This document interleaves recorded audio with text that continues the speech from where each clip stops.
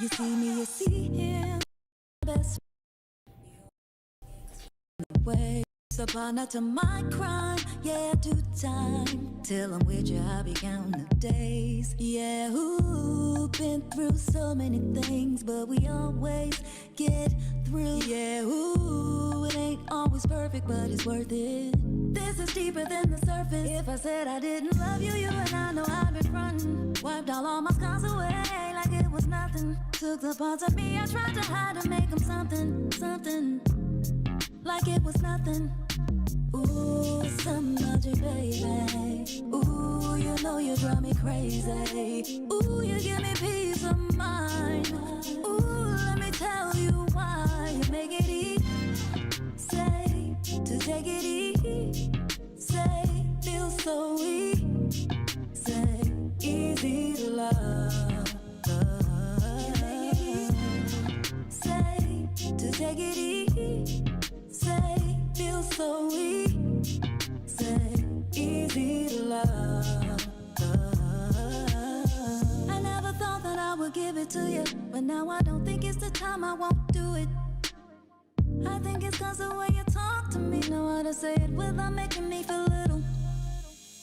You're gracious even when you pop off on me. When you get done, I got a little something to drop off on you. Because you earned it with the time you took to put it that way.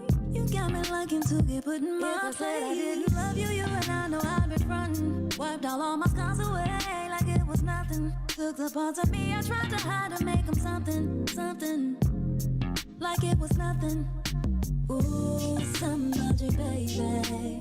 Ooh, you know you drive me crazy. Ooh, you give me peace of mind. Ooh, let me tell you why. You make it easy, say, to take it easy, say, feel so easy, say, easy to love. Easy to love. You make it easy, say, to take it easy, say, feel so easy, say, easy to love. You make it easy. You make it easy.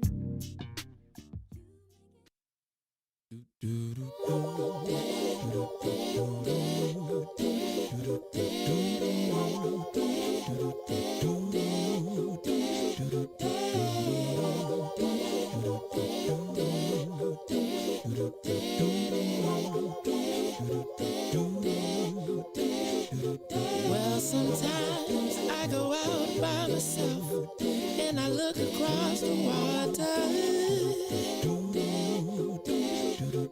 and I think of all the things, what you're doing, and in my head I paint a picture. Well, since I've come home, well, my body's been a mess, and I miss your ginger hair and the way you like to dress. But won't you come on over, stop making a fool out of me. Why don't you come on over, Valerie? Valerie,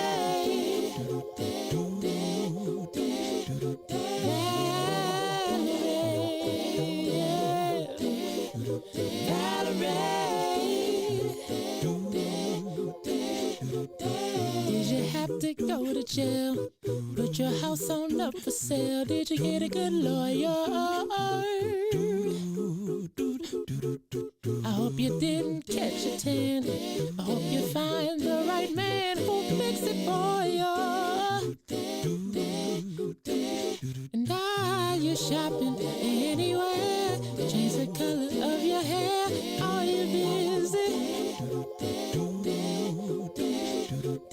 And did you have to pay that fine that you've been dodging all the time? Are you still dizzy? Oh, yeah. It's been years, and I miss your ginger hair and the way you like to dress. Won't you come on over? Oh, stop making a fool out of me. Why don't you come on over, Valerie?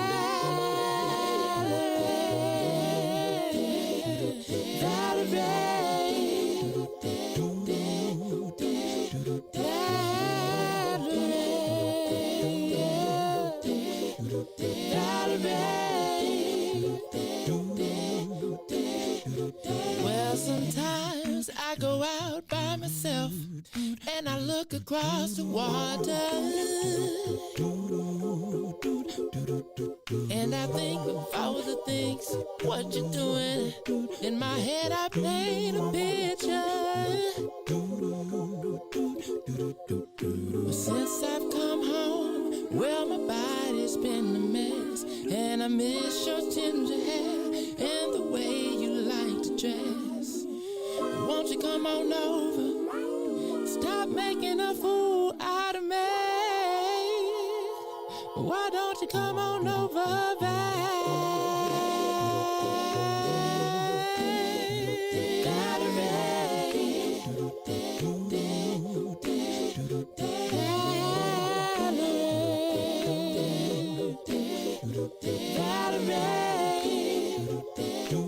Why don't you come on over,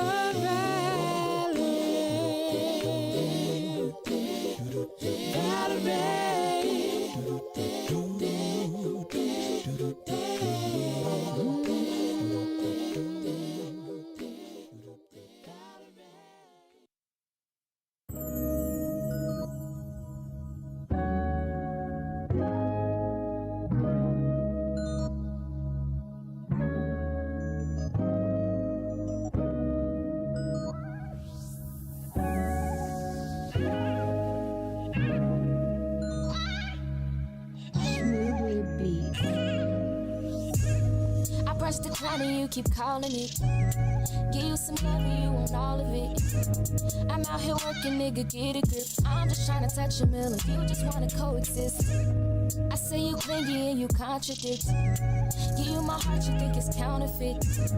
Give you my word and you won't trust in it. What's the point of loving me if you don't know what trust is? I need the ease you give now. Please don't back down on me. I know you've got the attention I need.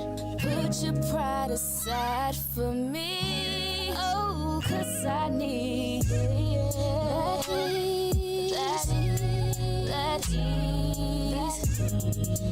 ease.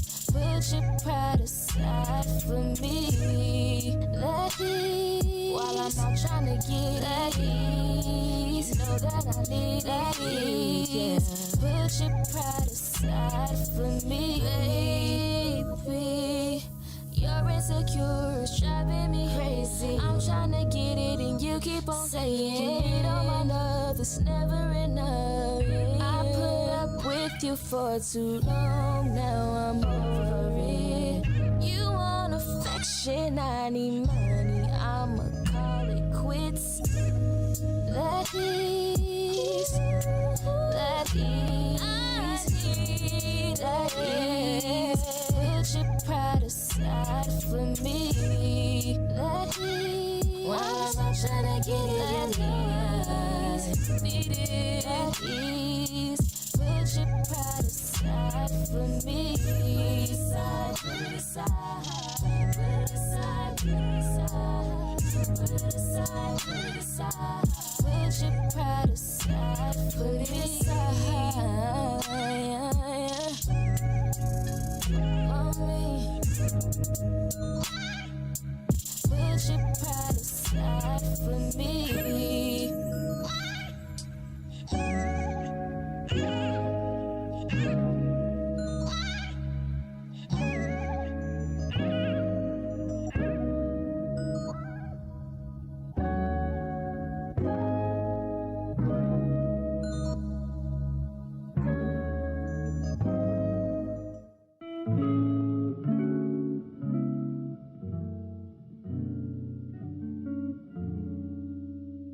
Loving you has always been easy, because it's true.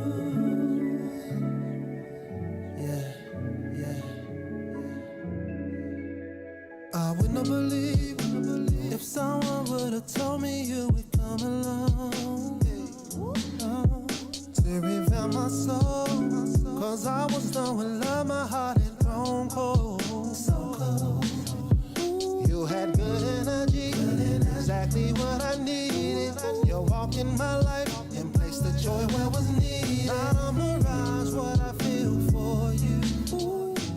on God, girl, I'm loving you. Said it's easy. It's easy to love. Easy to love. Said it's easy. It's easy to love. Easy to love. Oh yeah, oh yeah. Easy 'cause you're beautiful. Loving you has always been wonderful, more than you'll ever know. We got good chemistry, go together like love setters. The passion and care we show one another tops all the rest. The feelings I have for you, I ain't felt in so long. What we share together, baby, the bond is so strong. It's no facade of what I feel for you. Put that on God, I got love for you. Yeah. Said it's easy to love. Easy to love. Said it's easy. You really do. Said it's easy. It's easy to love. Easy to love. Said it's easy. So easy to love. Easy to love you. For Ruthie Moore, for Todd Stroger, I am the host of the Maze Jackson Show, asking every single day, what's in it for the black people? In Arizona?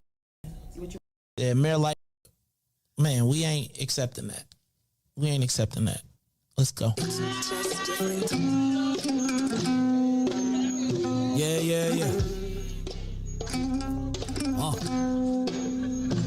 Let's get down to business and go ahead and address the facts, man. Lightfoot seems more lesbian than black. Rahm Emanuel's another case. He was just as tired. 50 closed schools left much to be desired. Police had Jeanette naked on that body cam. They suppressed the footage so it couldn't touch a lot of hands. Reminds me of that 16 shots in that cover-up. Both of them similar, so I went and dug it up. George Floyd killed, a lot of riots happened in the town. Southside burned and they wouldn't let them bridges down. Grandmother sick, need a prescription and plus a couple groceries. You gon' have to travel just to get it now. COVID-19 out here shutting all the business down. Not enough SBA loans to even give around. So many failed businesses that you could put them in the pile. If you don't survive the pandemic, it's gonna sit you down. We sing, dance, play ball, entertain, and crack jokes. Government infested black neighborhoods with crack smoke. System that milked us so bad, we got lactose. Still trying to find out what's in it for us black folks. We sing, dance, play ball, entertain, and crack jokes. Government infested black neighborhoods with crack smoke. System that milked us so bad, we got lactose. Still trying to find out what's in it for us black folks. Shout out to Willie Wilson, hope one day you get to send it. We need some different players in the game to handle business. Too many shady characters like Madigan and Blago. But when you really break it down, it's typical Chicago. City full of gangsters, it's what the land was built on. Same streets with hood legends, DNA gets spilled on. Carjackers out here lurking, trying to get they steal on. Looking for a block to put them Hellcat wheels on. Lenders give bogus appraisals a red line. Car crackers out here getting minimal fair time. And I'm concealed carry, I stay with the pipe. But Illinois gun laws giving minimal rights. Stay up on the swivel, make sure I'm moving tight. Check all of my mirrors when I pull up to the light. Pick my homie up from out of town, man, he caught a flight. He was hella nervous, told him, shorty, this is a way of life. We sing, dance, play ball, entertain, and crack jokes. Government infested black neighborhoods with crack smoke. System that milked us so bad, we got lactose. Still trying to find out what's in it for us black folks. We sing, dance, play ball, entertain, and crack jokes. Government infested black neighborhoods with crack smoke. System that milked us so bad, we got lactose. Still trying to find in it for.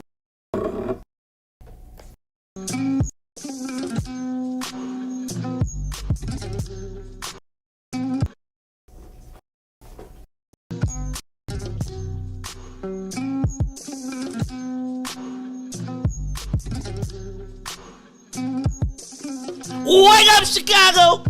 Wake up, world. This is the Maze Jackson Show. I'm your host, Maze Jackson. Got my co-host. Hey, I like how, you know, they got these new effects. I'm going to start. You know, Ron. Lil Ron is in the building. Excuse me. Le Ron is in the building today. Rilla. You know, Lil Ron, you can make me have some bass in my voice. You know, you can adjust every mic individually. So I intend today to make this my smooth jazz day. So you make sure you put a little bottom in my bass there. Hey, y'all, this is the Maze Jackson Show. I'm your host, Jackson. My co-host, Miss Ruthie Moore, in the building. Ruthie looking all collegiate. But wait, you got a hoodie on? Hey, Ron, you got my bass on too? No, just playing. See, then you gonna mess it up for Rogers. You kind of cute there, ain't you? Your little voice down there. I see. This is the raspy Ruthie. The raspy Ruthie. Well, it's Thursday. See, so you on the upswing. It's Thursday. You on the upswing. You on the upswing. Like Ruthie starts on the dip, and then it's like tomorrow she gonna be like, it's Friday. I'm up out of here. Look out. It is the Mace Jackson Show. I'm your host, Mace Jackson. Ruthie, you representing for the 0000. I like to call y'all the 0000, but you got 0000. I used to be like the 0000s because y'all be OOPP. That's how you spell. Is it like an official? Like, is it written down somewhere? Yeah, this is how you say. Mace, it's in a ritual. This is no. I'm just saying. Like, does it? I mean, I was just thinking. Like, do you? I have questions, but I have to ask those offline because that's that Greek stuff, and the next thing they'll be like, they're possessed and they're talking about the signs of the devil. Because the conscious black people be like, uppity. Satan. Yep, y'all the black bourgeoisie. How we you would gonna pledge to something like that? How Greek? That the Africans made the first, and how y'all gonna be Greek? Cause we made the letters, fool. How y'all mimicking this white system of control? Yes. Man, you better stop it with that. And speaking of Greek, I got Leron has on my favorite Leron outfit, but it is the ultimate. Like, you look like you're a Sigma Gamma Romeo, right? Because he has on a whole gold sweatsuit with royal blue gym shoes. Fresh. But you know what? I like them shoes too, man. I was like, if you had, well, it's a good thing you don't have on all white, because then I'd be like, his shoe game better than yours. I have shoes that, first of all, let's be clear. There's levels to this. Oh. His sneaker game. Be clear. His sneaker game. And his gym, as I call it, his gym shoe game. That's what I meant. His tennis shoes. Okay, and quite frankly, the other day I just was in my closet, and it's like shoes that I don't wear, just because I scuffed them once. I ain't buffed them out. I buffed out a couple pair of shoes that was like, I could take a little run now with both of these. With these two pairs that I just took out the mud, that I just wiped the mud off of. I had a pair of gym shoes I wore once and had a spot on it, and didn't think I was going to be able to get the spot out, and I wiped it, and it came out. Man, please, I'm going to show you. Y'all don't make me start stunting. Oh, my goodness. Here's the thing. I think I bought everything once. Literally. Like, that's why we got stuff over here. Like, before I go to Amazon, I go to the file cabinets. Because I be like, we got one of them, right? I done bought stuff and forgot I bought it and put it. I mean, come on, Ruthie. I was the first person with a Segway. Like, I rolled up, and the evidence is here. I mean, it's like literally right there. Like, when people was like, so. I was the first person to ride a Segway in a hip hop video. I was. And actually, it was the day that Kanye debuted. 18 years. And what's that name? What's the baby mama? Gold Digger. Yep. He recited. Gold Digger was just a poem.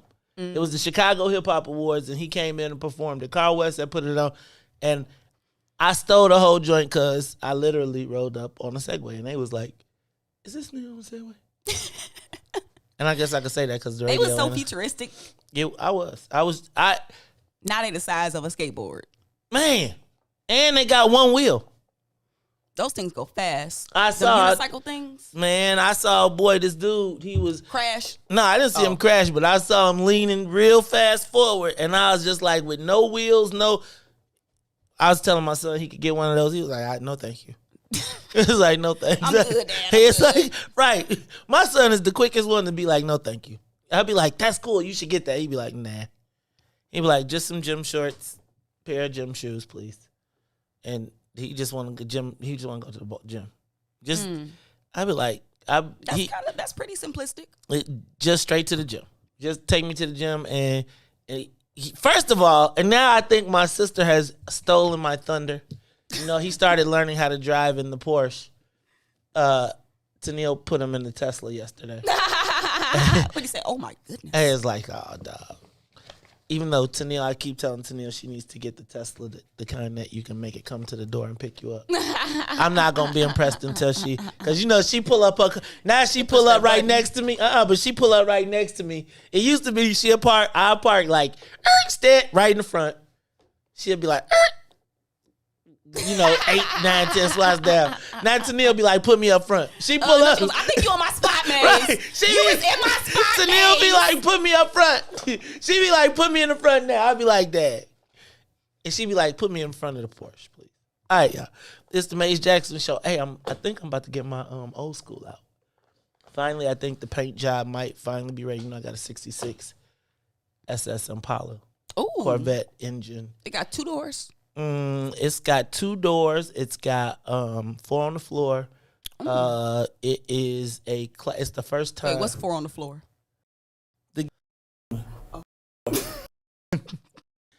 I'm excited I'm excited to bring it out. It's gonna parade. Parade. The block long blood Billiken parade. Man, by the time you hit the gas, right, a bunch. Dun, you might as well bring out the Segway for that. Right. You get the Bud Billiken. If you really want to be in the Bud Billiken, next year they gonna be like, you can only be in it if you have 2 wheels or less. How are some of them people gonna get through their dances? It's so short. They gonna have to. You know how work, and that's it. It be like But nah, what's gonna happen is it's gonna just be a backup because I'm sure everybody be already ready for Bud Billiken. They getting their dance on. You know how the whole Bud Billiken be like the funniest thing, and I know this is way off subject because this ain't on nowhere on the paper, but the Bud Billiken parade. The funniest thing is white people who be like, yeah, I want to be in the Bud Billiken parade. And the first time you take them, they be like, I paid to be number 7. And be like, and then it'd be like, are you 7A? It'd be like That's 7A through, it'd be 7A through Z. That's a big deal. Right? It'd be like, right, but Ruthie, it's like. We were supposed to take off at 7:20. But it'd be like, no, but you know how it'd be like 1A, 1B, 1C? It'd be like, for every number, it'd be like 7A, B, C through Z. Oh. So you'd be like 7Z, and it'd be like 12 o'clock, and you still ain't left. And the white people be like, you ain't never been. I ain't never been in the front. Let me tell you what you need to get in the front. So, depending on how close you want to get you a stat, get you a roll, right? A Rolex? Man, holla at the marshals. Holla at the marshals, man. So it's like getting in the club. Like you be like, hey, Okay, Mr. Marshall. I got it. Right, get along 39th Street. Right, get off on the Oakwood, and then you got to be right at the point though, where it's like they can raise the fence, and they be like, go. All right, y'all, it's the Maze Jackson Show. Oh, y'all up early. Oh, y'all just want to see some mess. See, they just what they call it, messy. Messy. They trying to be messy because they know today we got Alderman Jeanette Taylor and Alderman Ray Lopez on the Maze Jackson Show. Alderman Lopez is coming in the studio. He said, I'm coming in. I said, you want to be on the show? He was like, yeah, I haven't been to the studio. I'll be there. It's like, hey, now you know how Alderman Lopez and Alderman Jeanette, my best friend in my head. Like, can I tell y'all? Okay, first of all, let's stop. Good morning, Ruthie. Good morning. Good morning, Leron. Leron, I appreciate you. Leron, I appreciate you filling in today and tomorrow. At this, he looked up like, tomorrow. Oh, thank you, Leron. Thank you, Leron. We need you, man. We need you, dog. It's like, you know what I'm saying? But anyway, I appreciate you all being here this morning. We are, in just about 5 minutes, we're going to go live on WBGX. But right now, we are doing our thing. So let's do this. We are locked and loaded. I was waiting on Todd, but I feel like Todd, I don't know. See, there you go with that no call, no show. He gonna show up. But here go the problem. What's the problem? If you start at 6 and you show up at 6:30 and you walk, have you ever worked breakfast at a restaurant? If you on breakfast at the restaurant, okay, The breakfast team is the most crucial team because they got to get the store open and ready and going for everything else. I used to be on the open crew all the time, and whenever they would hire somebody initially, I would be like, I would be trying to get in to find out and tell you if they was gonna make it or not, and they would be like, get out the way. And then you open on Sunday morning, on Friday, on Saturday morning, when everybody on their way fishing or they getting ready to do their thing and they up early, and the man who's supposed to make the eggs don't show up. I don't think he know he's supposed to make the eggs. Or he might even be the janitor, but he got to take out all the stuff so that we can get ready because we got to slice tomatoes, set up the salad bar, He don't know do all he the janitor. That's the problem. That's the problem. So then this is how it worked though, because then they show up and they come in like, and now the day is all backwards. Everybody done finally got the show going. You got the restaurant going. You know, people screaming at you in the drive-thru, people yelling at you. Then they come walking in like, you know, face all shiny, looking like they just woke up. Like, with a cup of coffee from somewhere. Right. Morning rush over. And they like, oh yeah, I had you wasn't gonna call us, dog. Oh, what had happened was, just think now they don't see he got a cell phone. Let me just check. As I suspected, He got an Android. not a thing. It's okay. That's all right then. You know what? Maybe we'll just let Ray Lopez. Look, we just need to start auditioning for Todd's spot. Oh now. my goodness, Ray Lopez every day. Good God, I couldn't take it. Too many issues in the communities. Oh, Lord have mercy. Oh, my God. Hey, y'all, this is the Maze Jackson Show. I'm glad to see you all with us this morning. LeRon, can you get us up to 60,000 feet? Todd had to catch a plane. It's the Maze Jackson Show. Let's get it up and away. All right, so just in case you were you had your head buried in the sand today. Do drive. Also, there was a city council eruption yesterday, I'll call it. However, so it's kind of interesting because you know Alderman Jeanette Taylor is my best friend in my head. Been that way for a while now. Yes. I didn't appreciate a lot of the commentary I saw surrounding this exchange between her and the mayor. What were your sources? Did you look at social? So I was just looking at social, okay. and I felt like the sun time. I feel like what's that when you take a picture with your iPhone and it takes a bunch of them? A burst mode. Okay, so a burst. So I feel like they took the pictures in a burst mode, and it's the one burst that they caught, which was really a dope one. With the alderman with her hand in the mayor's face. I feel like they're trying to I'm gonna use the word niggerize. I'm with you. Alderman Taylor. And it bothered me to see black people buying into the two black women.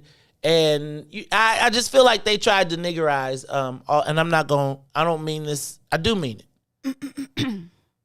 And I saw some comments that I'm gonna talk about. I'm not gonna talk about the people, but I am gonna talk about the comments and what's being fed into this stuff. And so I'm looking forward to having this conversation. But do you understand what I say when I say they tried to? I felt some of those same feelings. I didn't quite name it that, but I saw the video, and so I know that particular exchange was just like a moment in time, right? Like, whole thing. They paint the narrative. There's the white people painting the narrative, and there's the black people furthering the white narrative. Yeah. And I feel like and I think the mayor is sometimes, I think you got to know your audience. And I think in the transfer of that exchange, the mayor's audience sees one thing and we see another thing. And I think the mayor was playing to the other audience. And I think we have to be smart enough to be like, the mayor has never demonstrated herself to be be on the team of black women or black people just by the simplicity of the Jeanette Young piece. So if nothing And else. this was about And Jeanette Young. So we can't forget that. Right. So we're going to talk about it all a little bit later. So look, let's do this. We are now welcoming our WBGX listening audience. So we want to thank you all. We want to welcome you all to the Maze Jackson Show. In case you did not hear, if you're not jumping over from social, because we are live on Facebook, the Maze Jackson page, as well as YouTube, Twitch, and Periscope. Okay. So you got options. But I want to welcome you. We are discussing what happened yesterday at City Hall. In case you don't know, Alderman Jeanette Taylor and Alderman Ray Lopez will be with us today at 7 o'clock. So you definitely want to tune in and listen to that. That is going to be must-hear radio. Primary sources. Primary. So I'm not going to have to do the he said, she said, because I really was going to break that. Although your sources be kind of primary too, though. I do have primary sources. I really do have primary sources, actually. And the more and more the mayor continues, I think I'm going to have more and more primary sources. No, I'm serious, man. It's like, because people don't want to say, but they want to say. They do. That's what it is. Let me run through a few of these headlines beyond that. Did you see that the second gentleman was in town yesterday? Yeah, the black barbershop. Black-owned barbershop. We hope. Oh, don't say that, Maze. Well, the property, there's the leaseholder, there's the property owner. Talk about it. And then there are the renters. So I just need to say that the second gentleman did not match up with the audience that he was sent to reach. And I recognize let me just say that if the second gentleman was offered up to be on What's in It for the Black People media, I would welcome him here because it would be newsworthy. But I do think that the image of him with a white guy with a gun standing next to him in a black barbershop did not necessarily that connection. That makes sense? I mean, did not. Yeah, I'm with you. I was just kind of like, yo. Well, somebody I think got to deal with sometimes the optics. security must trump everything else. Okay, so you can know what it is. Ooh, oh my God, is it the ghost of Christmas past? What's going on in here? I hear the door creaking. You better announce yourself, man. Right, coming through the door, right? Like Ron ain't announced you. Ain't nobody. You gotta look, announce yourself. This guy. Who is this guy? We got a stranger. It's so good Todd. to see you. I heard Maze's soliloquy, so I was like, I gotta wait. All right, well, look, y'all. It seems like it's getting ready to be a good show today. We got Ruthie in the building. Now it seems like making all the damn noise is Todd as he. That is very weirdly done on that. So I'm with you. I see why you're making so much noise. So turn his mic off and unplug it and put it back in and take it out. Anyway, it's the Maze Jackson Show. I'm your host, Maze Jackson. We're going to take Todd off the camera while he tries to figure out his mic. And Ruthie, I'm going to run through just a couple more of these headlines. Did you see Zach Levine? Levine is going to the Olympics.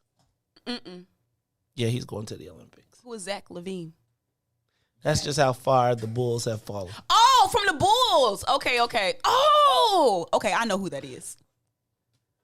I mean, What happened to women these days? Like, used to be young women your age would know all the guys, all the rosters, so that they could. They ain't checking for me.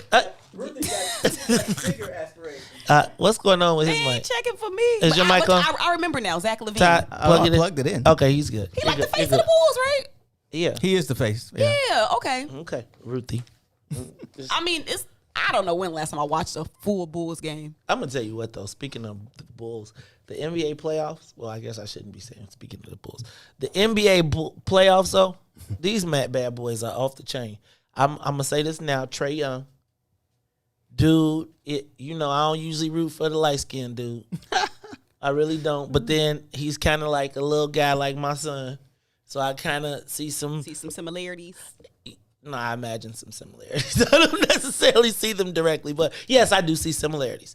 But shout out to shout out to Trey Young, man. They won. I have an observation. Go ahead. Because my niece plays AAU basketball, and I've been going to the games, and just looking around at the circuits and the facilities and the people.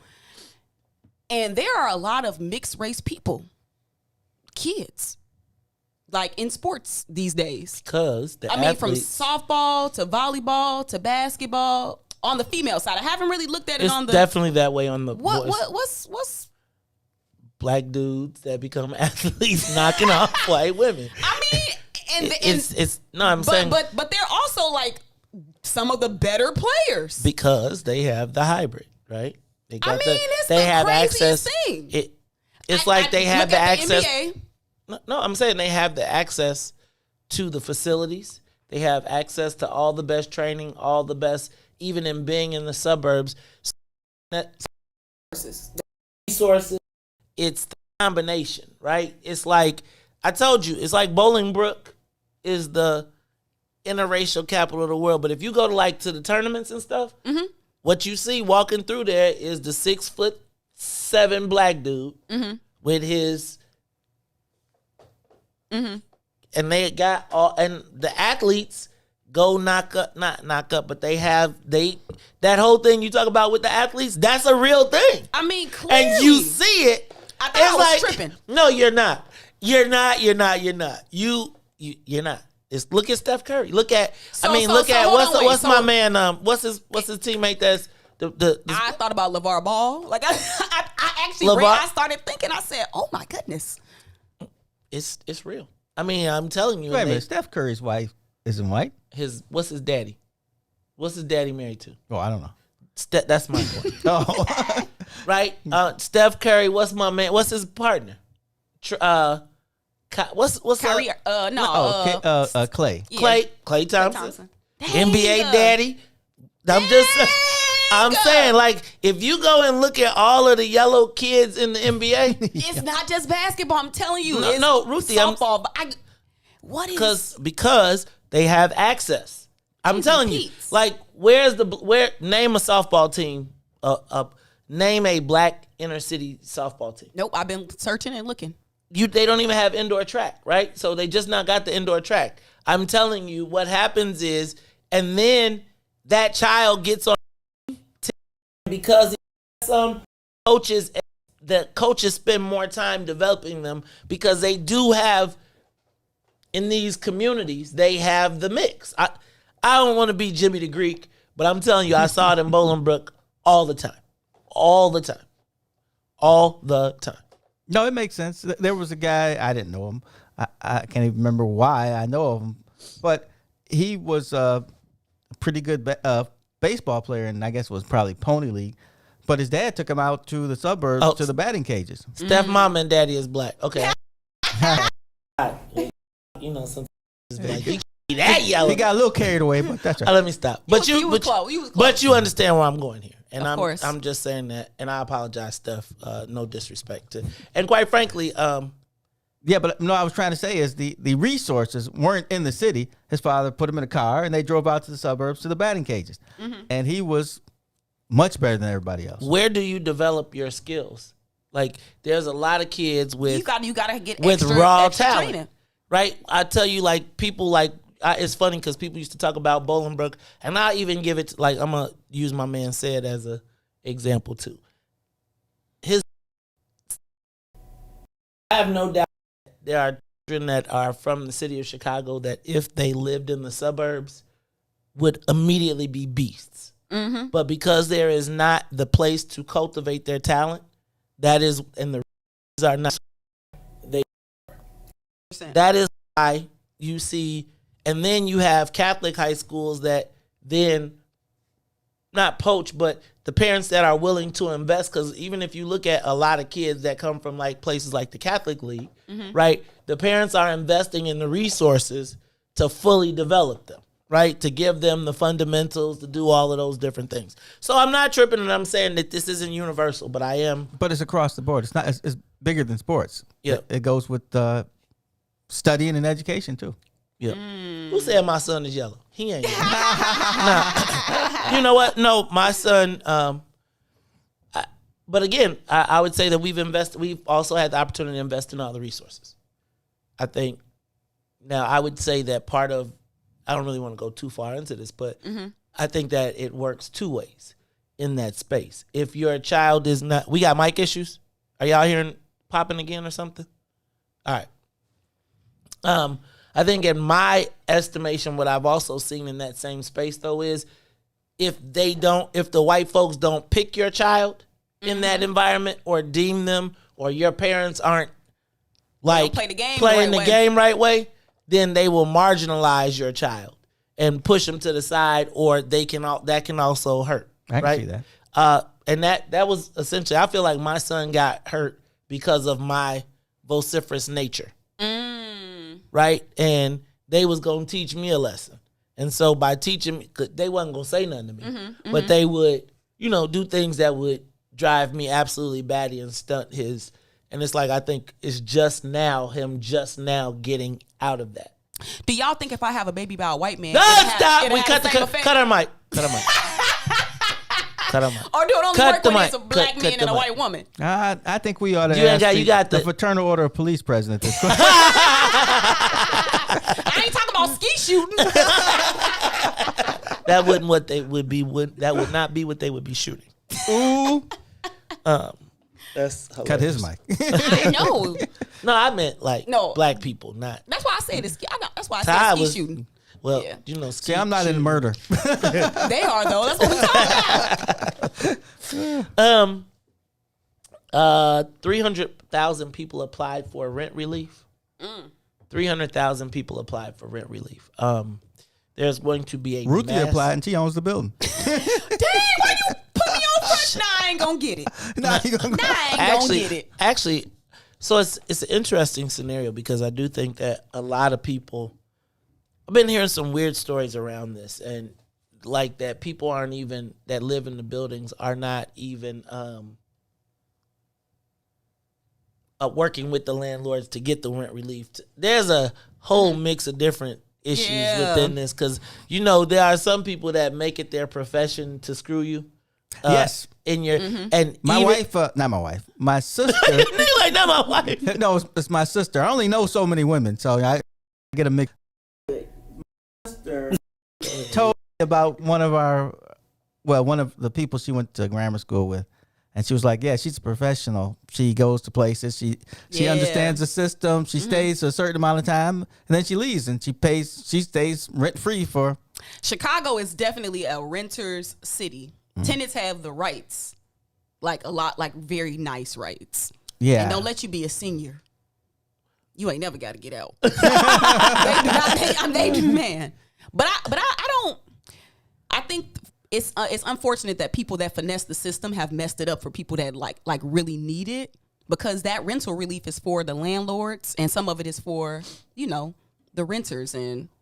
But I can understand people who feel like, well, my renters ain't paid, they ain't tried to contact me, like they ain't did nothing. I don't want to make it a race issue, but I would say that and I'm going to throw the people of color who have been marginalized Lord, feel a different way about certain things when it comes to money and how they need to spend it and how they need to get through life. It's almost like when I was at the water wreck. The guy told me before the black people came, because he was black actually.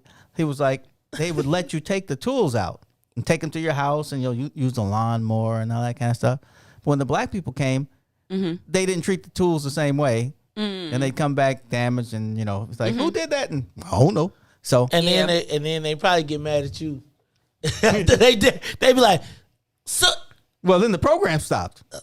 That's funny. But you know what? This is the last thing I'll say about this. I was listening to some of the ideas around like who's not paying their rents and stuff. And they're saying that smaller landlords, obviously are the ones who get hurt the most. Right. But it's actually better in terms of the relationship because they're less likely to evict you because they have that personal relationship. It's mostly those large like property management companies, whereas you just probably send They're your faceless. check. Yeah, so that's where people are really not paying Okay. there. That's what I heard. That's what you I can heard. see that. I don't know though. I can see that, but I see that for the large ones, but I also see, and I think what Ruthie is talking about, where the owner occupies. Now, when the owner owns, and I think if you own like a 3, 7, 10 unit building and you don't live there, you do take a big risk with people. They are professional livers, No, really. like professional. I mean, I do think housing should be a right though. All right, so, but how big? And do it have to be my house? Like, my thing is always, it's like, it's always good. It's great to have the right, but when it infringes upon my right to be able to make money. or to feed, to live in my house. If my mortgage is contingent on you paying your rent, and you don't pay your rent, you got a right to live, but you don't have a right to get me evicted. I gotta pay for you and me. You ain't gonna get evicted. They got relief programs for landlords. See? They got more. They See? got more. They got freezes going on. Hey, I got you. But some people I'm aren't. sending somebody to you. Some people Let me aren't tell you, house-friendly. let me tell you, your heat will be off. And I'll call 311. call them. I'll be like, the Tenants furnace got broke. the rights. Furnace broke. You gotta fix it then. I'll be like, I'm then I'm gonna withhold my rent for real. Withhold it. You gonna be up in that mud. Let me tell you, you ain't can't gonna be able evict. to get Winter up out time that is mud. coming. You can't evict me. Winter is coming. See, look. Man, come on now. See? No, I just talked to a lady maybe 3 See? days ago. That's why I don't want to be Winter no is dick. She Right. said she used the tactics that Ruthie's talking about. She said she'd use every tactic under the book and not pay for months because she knew all the rules. Has anybody here ever had an eviction notice on their door? No. I have. But I've had to evict somebody, so that's why I know that tenants have the rights in the city. And winter is coming. Once it get cold, you can't You can't evict do nobody. nothing. That's why I told can't you that's evict the trick. nobody. That's how That's right. everybody And be it's doing. still a backlog, so people is good. So you better start working with your tenants. Don't do the tactics May's talking about. I'm about to Taking I'm the about doors to nail off. you. And you know, it's more than just rent. You know, you don't want someone living above you or below you, and you know, one day you pop up and you got roaches, and you're like, hey. And you go down to their unit and it's a mess, and you're like, hey, I don't want to live with roaches, and they don't want to. They want to do what they want to do. All I'm saying You is, gotta have some an inspection. I'm gonna tell you, I'm gonna have a fire. Be nice to your landlords and be We nice to gonna your have a tenants. fire up in this one. Hello. Wait, I got insurance. I'm gonna stop. I am going to stop. What else did I get on that list? Free Britney Spears. I'm gonna give me a free Britney T-shirt. Right. Did y'all watch the? Did he? You know, sometimes you get caught up. I wound up watching the Britney Spears documentary. It's kind of crazy, but she's like a mental. She like they like keeping her drugged up so they can keep the money. Have y'all seen that episode of Black Mirror? I haven't watched. Black Which Mirror. one? The one with the pop star? No. Oh, I think it's lit. is there something to do with? It was Miley Cyrus. That Yeah, yes. Yeah. That is now watch the episode and then check out think about what's going on with Britney Spears. It's exactly that. That's funny. Let me see. What She else said I she do? was a slave for you. Remember the song she had? She slave for who? For her family, For all the them white people that's people. pimping her out, They are. keeping her drugged up. Yep. She was like, they make me take lithium. I was like, poor girl. They won't let me take my IUD out. Yeah, that's true. But to be honest with you, They though, are controlling her. people who have problems tend not to want to be drugged because it makes them feel different. But when they're not drugged, then they're A little crazy. Ooh. I mean, there's homeless people on the streets. If they took lithium or something like that, they would be able to function, but they wouldn't. They'd be, man, why are you always so quiet? Mental You illness know? is mental illness. Where they lock them up in the jails now. I was thinking We about. ain't got no facilities. I was thinking about, speaking of that, the evolution of, you see what they're doing in Evanston where they're trying to send a social worker out when they have certain responses. Oh, yeah. With the police. But I was just thinking, what happens when the social workers become, when a social worker gets assaulted at a place and then they need to have weapons too? No, this is definitely the change that's going to happen across most of America. I got you. Maybe not the rural places, but I just feel like there's going to be a whole new layer to this eventually that becomes the crazy police. maybe a that taser. says that it starts with a taser. And then when No, you get they'll this- never be armed with like guns. Okay. That would be Unless they keep it in their purse. that would be totally the opposite of the whole thing they're trying to do. If that's the case, they just send police. What if they until they run into? I'm just okay What'll happen is they will start sending out these social workers with a cop. with a backup. Okay.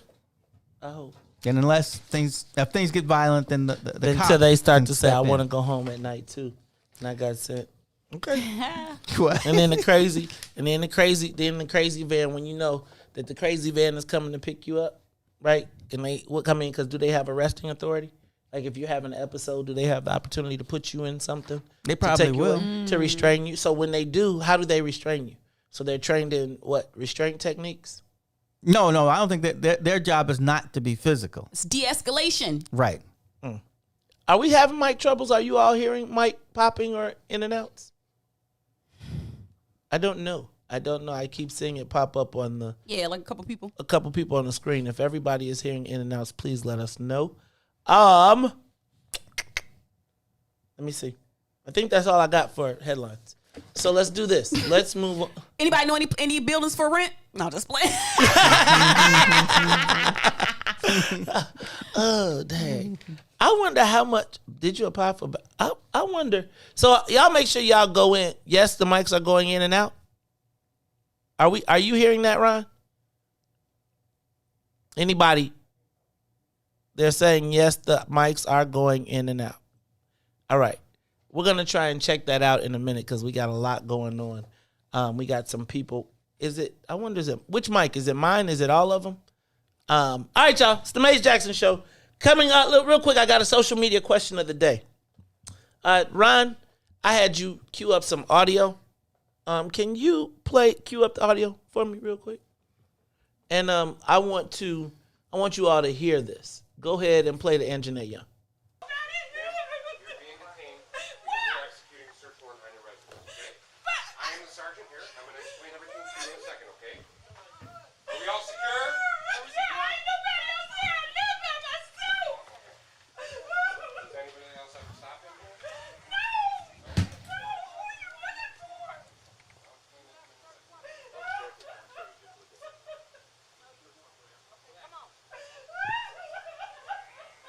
Are we good back there?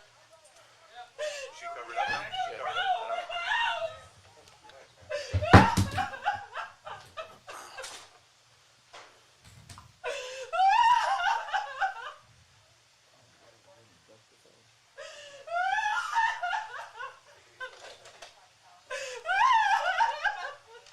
Okay.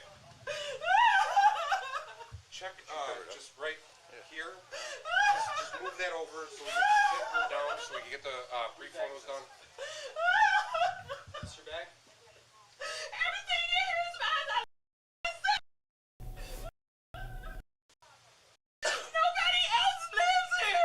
Let's check this, make sure there's nothing here that we can consider.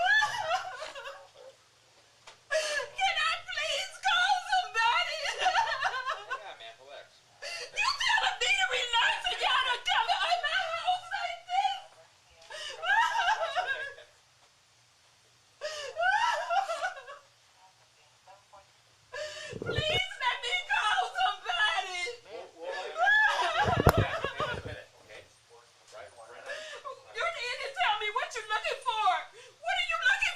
We're getting the paperwork for you, okay? Where's the paperwork? Sergeant's getting it.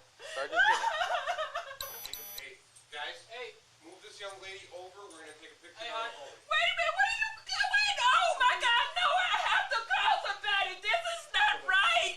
I don't even know what you're doing. We'll explain to you what's going on right now. Well, please explain. You come in here, you kick my door and you take pictures and stuff. Let's get out of the way and then I want to make sure that you all remember. Let me back up. hold this for you, okay? Bring it down just a little bit. Social media question of the day is, who still cares about Jeanette Young? Who still cares? Keep it playing. No, I don't want you to stop. Keep it playing. Because I think we have convenient memory, and I told you all that we were going to forget. Jeanette Young, let me just let you listen some more.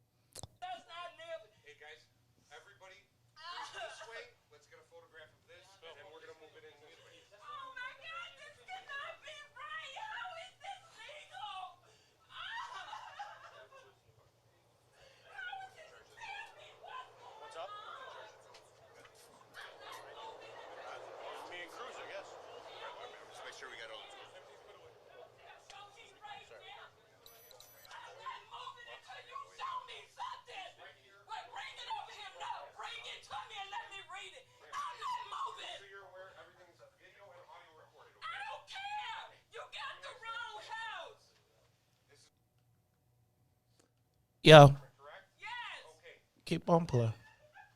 Cause I think that we have a very short memory sometimes as black folks. You know, yesterday, and we're gonna talk about it a little bit later, but yesterday, Alderman Jeanette Taylor and Alderman Ray Lopez held up the city council appointment of the corporation council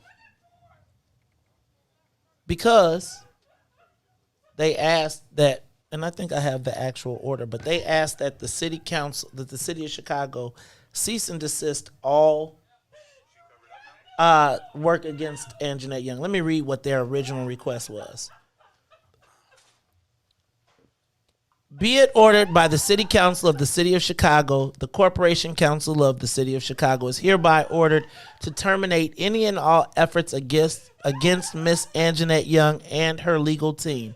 And be it further ordered by the City Council of the City of Chicago, the Corporation Council of the City of Chicago is hereby directed to immediately negotiate, draft, and do all things necessary to settle any legal action related to Miss Young.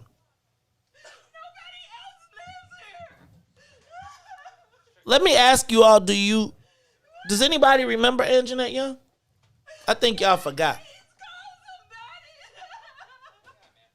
I remember the outrage that we felt when we first heard it. Remember I told you it was going to be a march and then they would diffuse it and everybody would be... And here we are.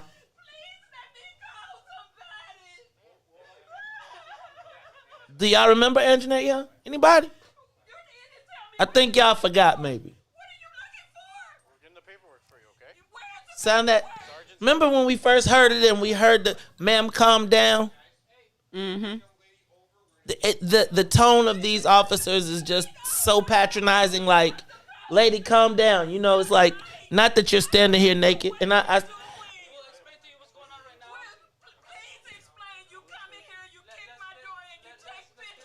who you think that is? Did you tell her to get out the way? Mm-hmm.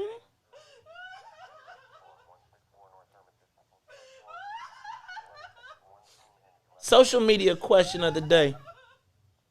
Does anybody remember Jeanette Young?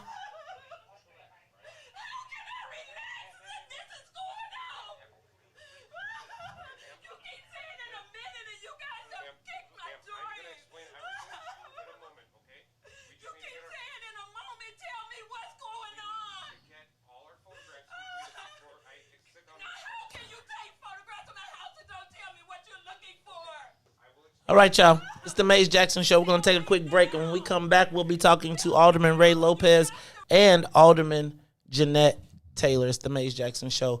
Ron, and let's get a commercial, and then let's get some Dante in there, and then we'll be back. WIIFTBP.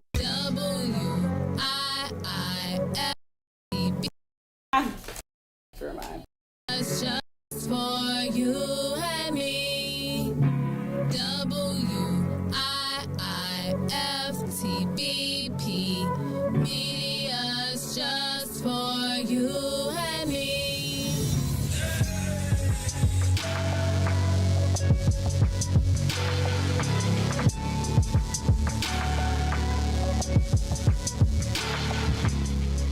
Chicago Legal Network is the collaboration of attorneys that concentrate in many areas of the law most needed in Chicago neighborhoods. The CLN lawyers focus on personal injury, criminal defense, and other issues. The CLN lawyers all average over 20 years of legal experience and are dedicated to helping the Chicago community. The Chicago Legal Network is committed to developing black lawyers through mentorship and co-representation. So if you were injured in a car accident, slip and fall, or injured on the job, or you need assistance with criminal defense, including driving violations and DUI, check out ChicagoLegalNetwork.com for more information or call 773-912-3545. 773-912-3545.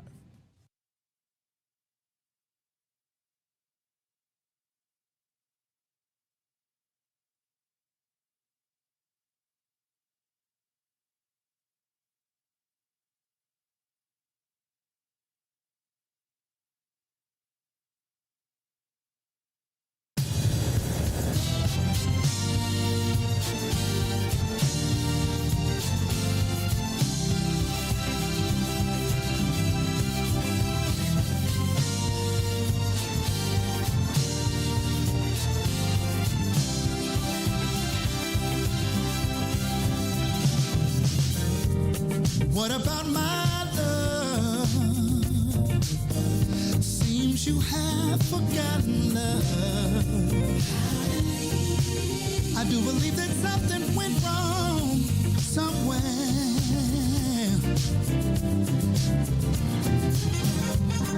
What about my feelings? Do they mean anything at all? You got me so in love, I'm too blind to see. You got you wanna put me down. Now that you got my love, got me standing on shaky ground. What about it, baby? What about the days and the nights we spend? What about the love? So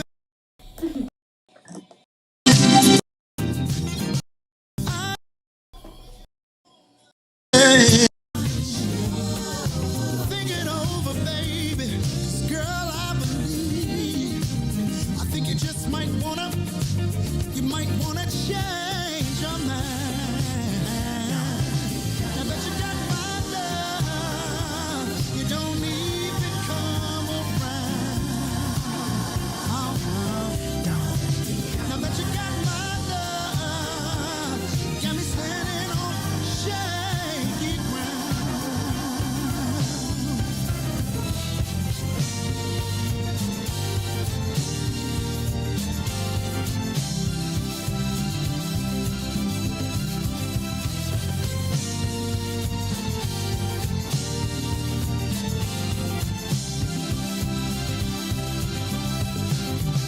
What kind of way is that to treat your man?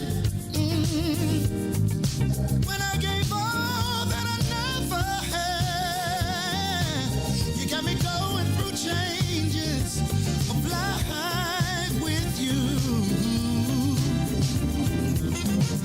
Are you sure you wanna let? Think it over, babe. 'Cause girl, I believe. I think you just might wanna change your mind. Now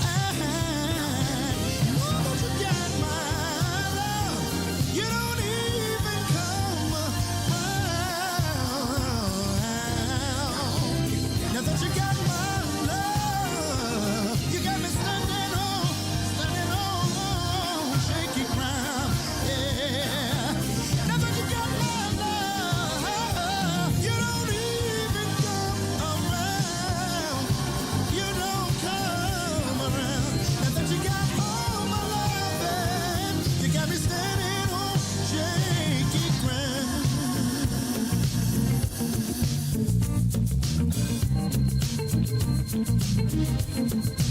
Put your hands together. Put your hands together.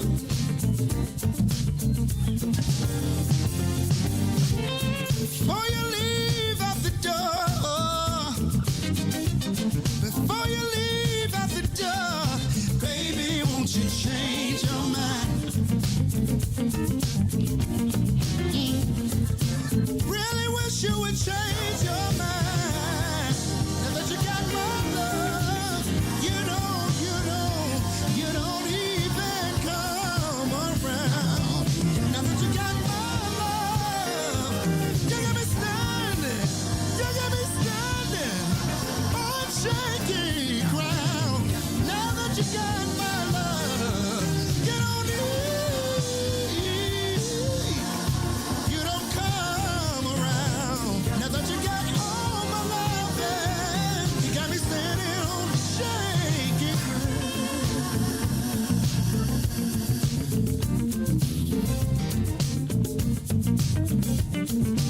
Put your hands together. Put your hands together. Oh my, I had a conversation with her. This is how it went. Before you leave out the door,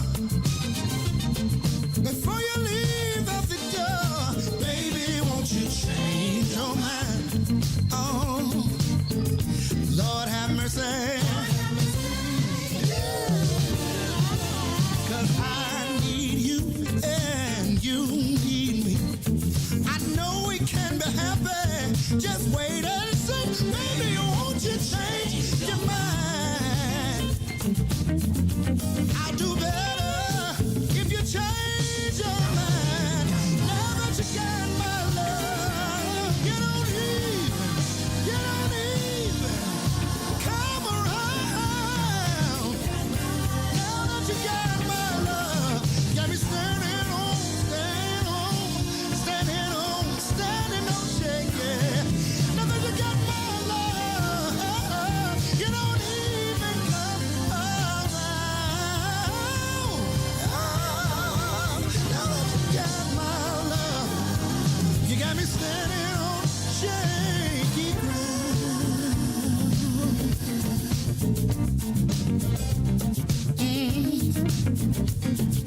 Baby, won't you change your mind? Baby, won't you change your mind? Oh no, I've been hoping, baby. I've been praying, baby. Yes, I have. Baby, won't you change your mind? Oh no.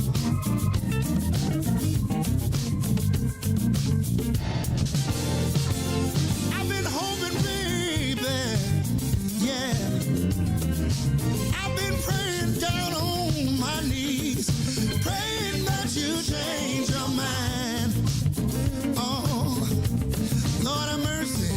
I'll do better if you change your mind. We're listening to the most dangerous show in the morning. This is What's in It for the Black People Radio. Maze Jackson. Maze Jackson, the most vociferous advocate for black people in the world.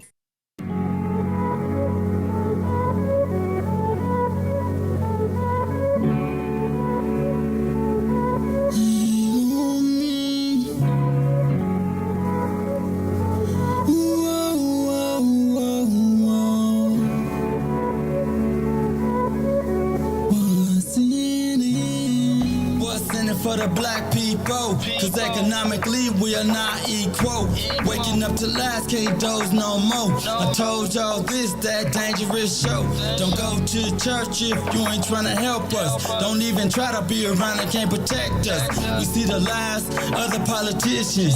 We need money, no symbolism. It's Maze and Sonia and Ruthie and Todd explaining how we all come from God, giving us tools to beat the odds. If we're united, our movement gon' start. They ain't trying to help us, they ain't trying to do nothing. We gotta do something, we gotta stop running. It's time to confront the problem. Really, you expect your oppressor to solve them. What's in it for the black people? All the lies we didn't heard before. Time to pay attention. You gotta do more than listen. Need some action with it. On a count of 3, let's go. Wake up, Chicago.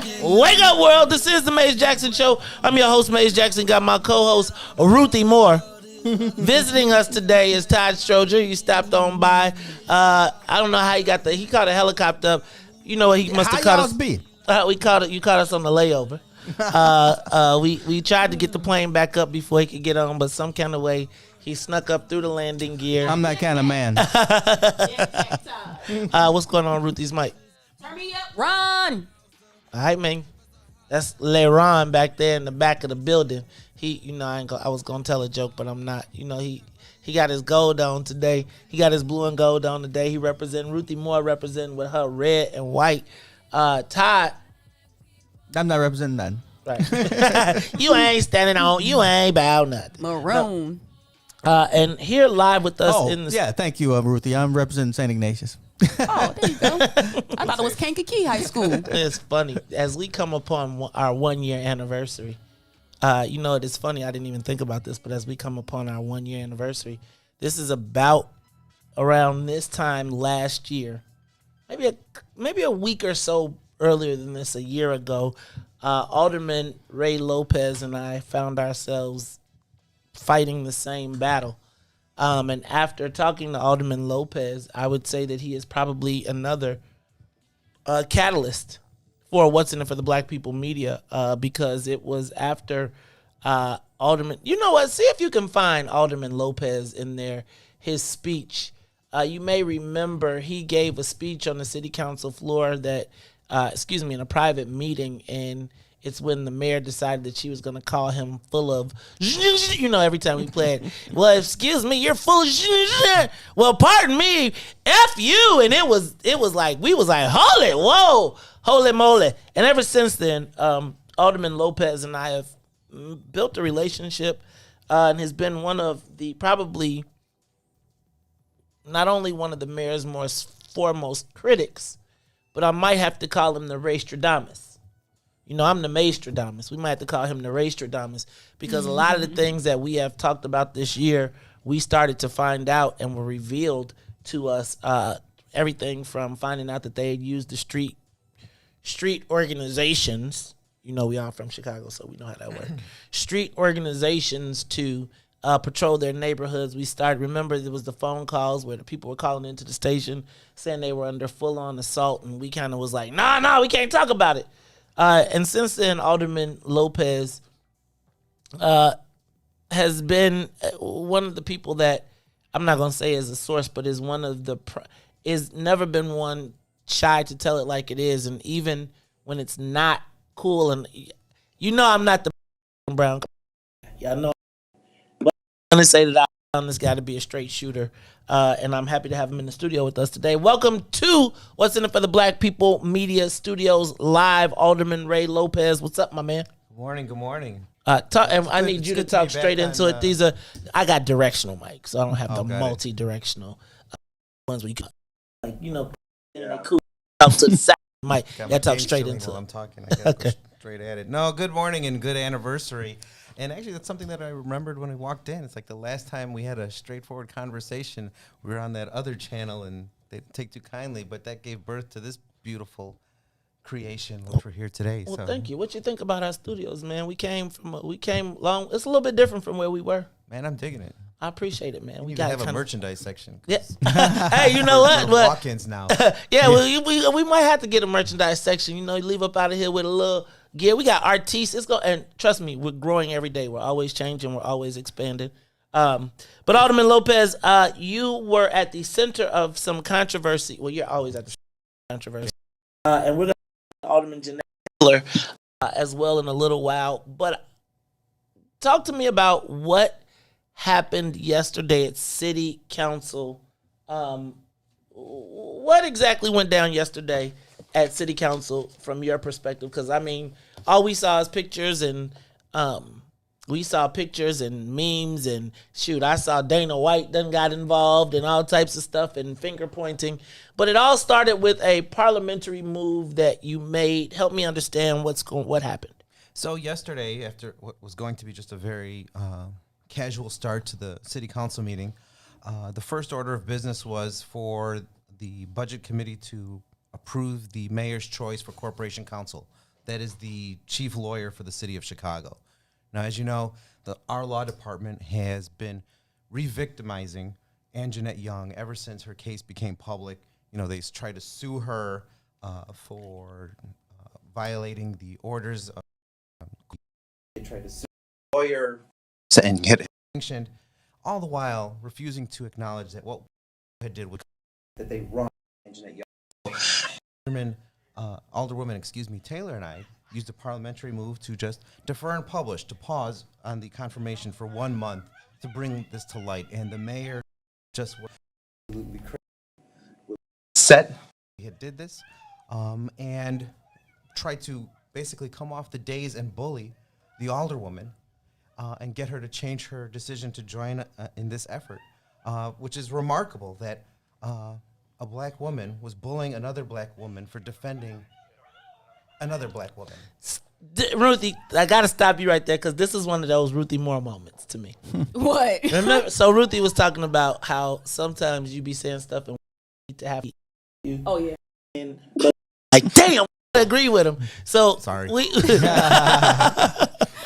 But I thought that it was important that we understand this. So let me back up. Sure. So this parliamentary move or procedure that you all used, what exactly is it called? What is it? And what is the process? And what does it actually make happen? Why did you use it? And then why did you use this move in particular? So this process is generally referred to as defer and publish, and Todd knows as a former alderman as well. You know, it requires 2 aldermen to stand up and say that we want whatever this item is basically to be put on pause for a month and held to the next city council meeting. It does nothing to change the outcome. It just basically says we're going to pause, wait, and give it another meeting to make a decision. You know, in the meantime, Ms. Meza would still be corporation counsel. She still has a job. She still has job duties to perform. But it sends a message. We want to wait. We're not happy at the moment. And clearly that upset the mayor because she went up and made this a very personal issue, got in Alderwoman Taylor's face, pointing fingers and causing quite a ruckus, which we've never seen Rahm or Daley come off the dais to start screaming at somebody like that. And all of this because we are standing up when this woman who is being confirmed that day refused to make settlements with Jeanette Young. She actually put in an order this week to have the case thrown out and continues to re-victimize this woman despite the fact that the mayor put her warm embrace and said she was going to do everything to make it right for Miss Young, that it just never have happened under her watch, and we are going to make her whole and blah, blah, blah. And here we are yet again re-victimizing her and now attacking Jeanette Taylor for trying to do the right thing. So let me back up, because one of the things that I thought was interesting was you made the motion. Taylor did the motion. Why did the mayor come after? Because the person that would have to rescind the motion would be you, right? Either one of us would have had to drop the second. Okay. But then somebody else probably would have seconded anyway, because there was probably more than just one person that was involved in that. Why did the mayor go after Alderman Taylor from your perspective as compared to coming to check you? You know, I think that's a very good question. I think because you're a lot shorter than Alderman Taylor, aren't you? Well, I'm still about 6 inches taller than Lightfoot. Oh, tell her Taylor. I'm sorry. Okay, I'm stopping. Stop. You know, I don't know why, honestly. And to be honest, she didn't make that move until I went out of the chamber to use the restroom. That's when the mayor got off the dais and went straight up to Taylor. So perhaps she just thought it was an opportunity to convince her. She tried to appeal to the black woman. Well, you know what the funny you thing, thought that? Well, you know the funny thing, Ruthie, is that by trying to appeal to the black woman, she used the race card on Alderwoman Taylor, trying to say that we were somehow undercutting the Latina, when clearly the mayor had no problem undercutting Jeanette Young. Come on. Because where was her concern about that woman of color when we were trying to have this conversation or trying to get this settlement rectified? Okay, come on. Let me take the Ruthie road right now. Let me cape for That's your road. Go ahead. Let me cape for the mayor real quick. I mean, what power does the mayor really have to settle this?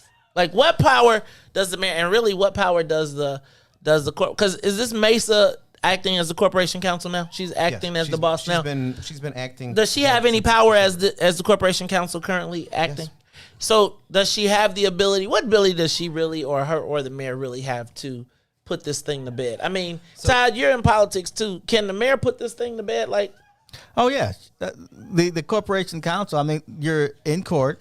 Either you pursue what you started, or you can say, okay, we're going to go a different way and talk to the, well, I guess I'm not certain what we call her, but you talk to her, Jeanette Young's attorneys, and figure out, okay, what can make us all whole and we'll all be happy. And, you know, the mayor controls everybody, so. They just need to cut the check. Exactly. But so it's interesting. I think she wants more than that, but no, cut the check. I mean, that's good for you, but I'm saying, Jeanette. No, she wants the check. Cut the check. I think you're wrong. I think she wants more, and that's what's holding it up. She wants a true statement that this is wrong and this whole action was wrong, and what are you going to do about it? And they don't want to do that. But I bet if she got the check. That's the symbolism that she's looking for. She's getting a check no matter what. You think she's going to get the check no matter what? They're fighting it now. No, they told her no. You get. They said they're going to court now. Alderman, let me back up. Tell us what's the status on. So the last I heard was that Corporation Counsel, the law department, Lori Lightfoot offered her about $1 million to settle the case and be done with it. Miss Young and her attorney said, no, it's not sufficient. So why she can't just take the $1 million and be happy? What's she tripping on? I mean, it was $1 million. She was just naked for a couple. Turn it up a little. You're not even good for the devil's advocate. I mean, all three of us. I mean, what she? I mean, $1 million that can change your life. What is she? What's she crying about? I mean, really? To be honest, change her. And we into account that gotta live with that for the rest of her life. None of us should ever feel like we should be victimized in our own home. And the fact that, to be quite honest, the mayor put herself in the middle of this twice. She put herself in the middle of it in the beginning when she was trying to suppress Jeanette Young and trying to victimize her and hold sanctions against her and her Find attorney. that spot, Ron. And then she's herself again by trying to say that do everything to make her whole, but then changed her mind the moment it came time for negotiation. That woman. What strikes me is that woman. When the mayor called her that woman violated. You hear her? Turn that up while we. I think the mayor should walk around in a uniform because she thinks she's That the says head of the police. She should walk around with a sign that says, "You remember, kick me." Remember when you would sit in the chair and somebody would put a sign on and say,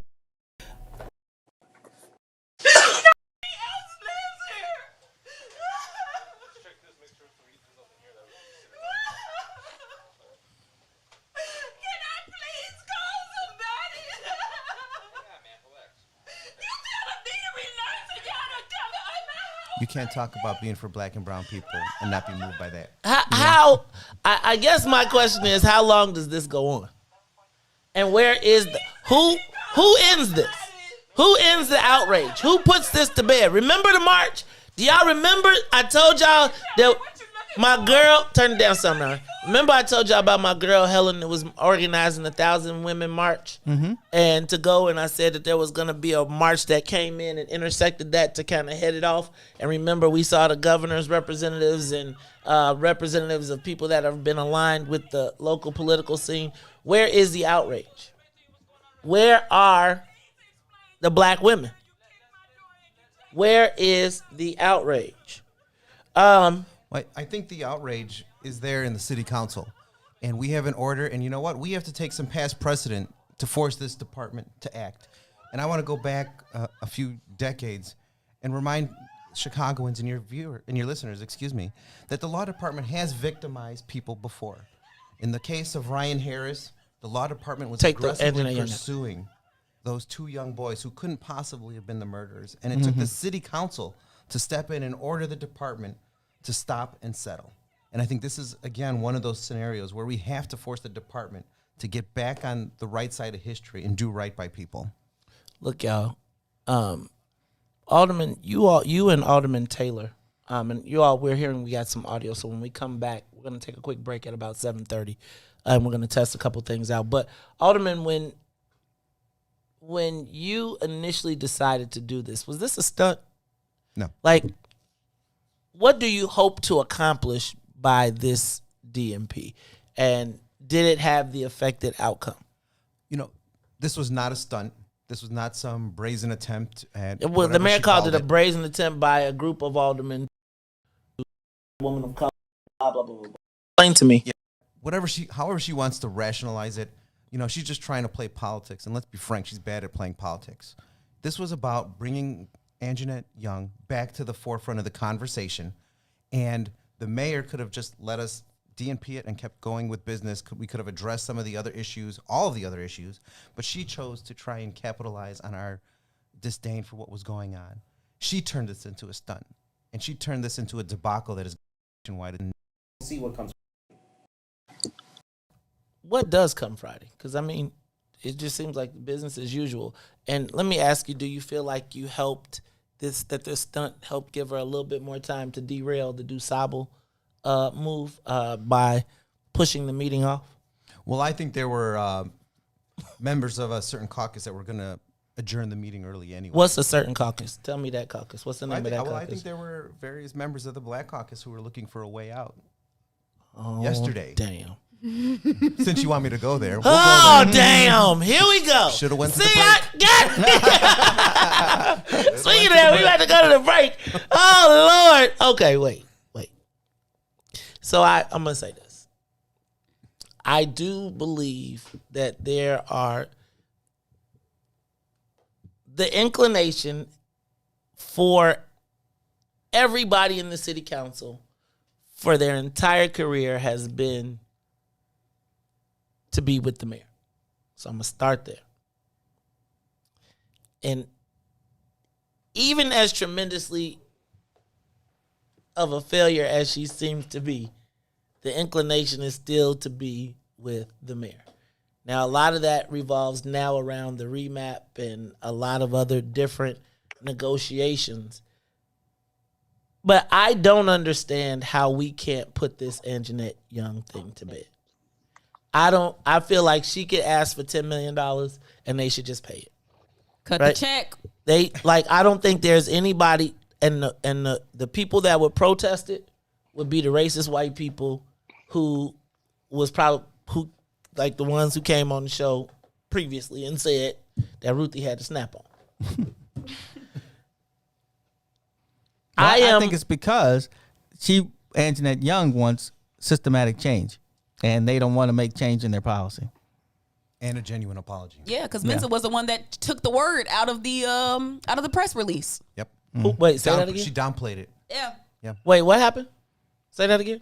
Who took the press? What? Y'all hold on. Y'all got. Better cut the break.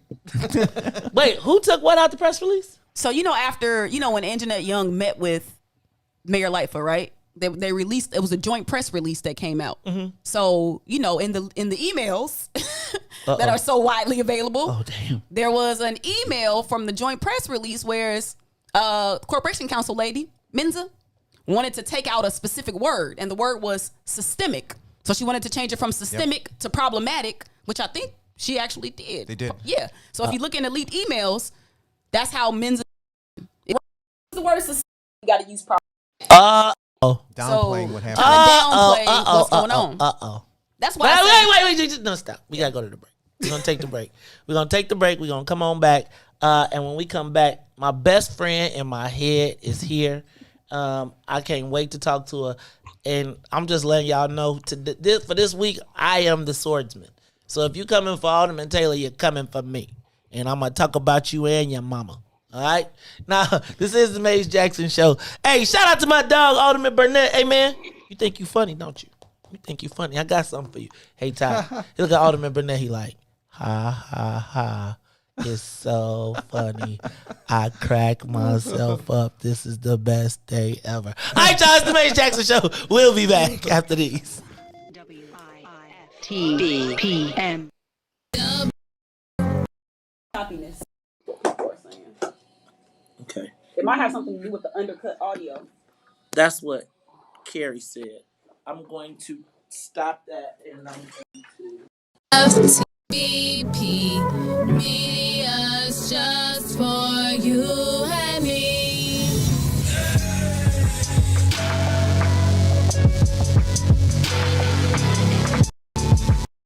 Oh, I thought it was with a K. Maybe it was with a C. I didn't do it. Crazy. You like graffiti?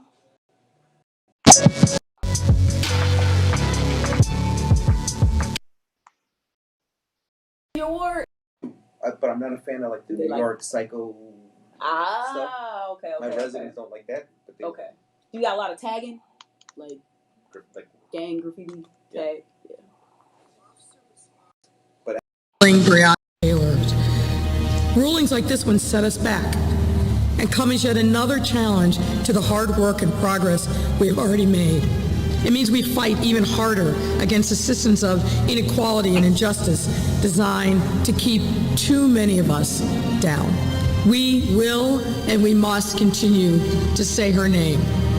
We will and we must continue to demand justice. And we will and we must do everything in our power to prevent any more names from being added to this roll, like George Floyd, or closer to home, Rekia Boyd, and Laquan McDonald, and too many others. I want you to know that I support you and will do everything in my power to protect you. Regarding the CBS 2 story last night about the raid on the social worker's home, why did your administration go to court to try and prevent the body camera video from being broadcast? And why is your administration asking a federal judge to punish Miss Young for sharing video of her own home being raided? And I watched that video.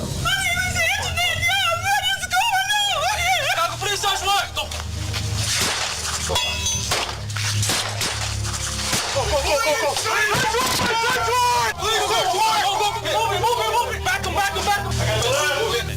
need to tell me what you're looking for. What are you looking for? Now, this case was litigated in federal court. The federal judge put in place an order. There's allegations that she has violated that. A federal judge put rules in place. It's for that judge to determine whether or not that was appropriate. I'm not going to sit here and second guess a federal judge or how the information related to that matter was handled. That's for that judge who I know and is very competent and I'm sure will be fair in assessing. Because COPA has not yet made a decision in 22 months on this. I just, look, we got to fess up and we got to clean it up. You have the wrong place. You got the wrong house. You got the wrong house. We will and we must continue to say her name.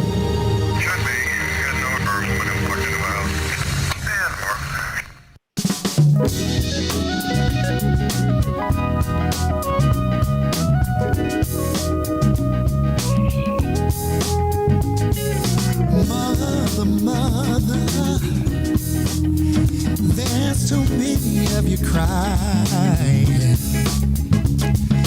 Brother, there's far too many of you dying. You know we got to find a way to bring some love in a day. You are listening to the Maze Jackson Show. I'm your host, Maze Jackson. Got my co-host, Ruthie Moore. Visiting us today is Todd Stroger. Hooray for Ruthie Moore. Yay, Todd. Make sure Ruthie's mic is up. And we've got in the building with us Alderman Ray Lopez, but I don't really care about talking to him right now. Because I'm here to tell you that my best friend in my entire head is on the live line right now. She is here to talk to us about what really went down, and I'm just letting y'all know. Because y'all know I was on social yesterday. Now, this is what I'm going to say. I don't care about your relationship with CTU. I'm not talking to you all. Chill out for a second. I don't care about your relationship with CTU. I don't care about your relationship with Mayor Lloyd Lightfoot. I don't care about your external relationships when one of our own steps up in the defense of us, right? Like, you throw all that other stuff out the window. And I'm going to just tell y'all, some of y'all was a little bit out of pocket in your references yesterday, and I'm letting you know that don't let the Chicago Sun-Times, don't let the Chicago Tribune, watch the whole video. Watch the whole thing. Don't let somebody take a meme and you decide you finna take a story, create the story off the meme. But before I do all that, and I just need to be clear, you come for her, especially in this case. I'm in it. You grin, you in. All right, now let me say this. But I want you to hear it directly from the sources. Because these two was a tag team yesterday working in tandem. Alderman Ray Lopez moved to defer and publish the nomination of, what's her name, Meza? Celia Meza. Celia Meza as the corporation counsel at the behest of, because of Jeanette Young. Backing him up was my best friend in my head, Alderman Jeanette Taylor of the 20th Ward. Y'all make some noise for, don't I got an applause on there, Ryan? Wake up. Give me an applause on there. The people's champ. That's right, the people's champ. Alderman Jeanette Taylor. Alderman Taylor, talk to me, sis. Tell me what, first of all, welcome. And I want to know what happened from your perspective. Good morning, Brother Mace. Good morning, everybody. Good morning. So basically yesterday, it's what you said. Well, first of all, let's go back a weekend ahead. As a matter of fact, let's go to the beginning of what happened with Jeanette Young. Myself, Alderman Lopez, and Alderwoman Colvin wanted to put in a resolution to say, don't go to court, give Ms. Young whatever she is asking for. Because we all saw what happened. She stood naked for 8 minutes. And that could have been anybody's mother, sister, daughter. It just was ridiculous.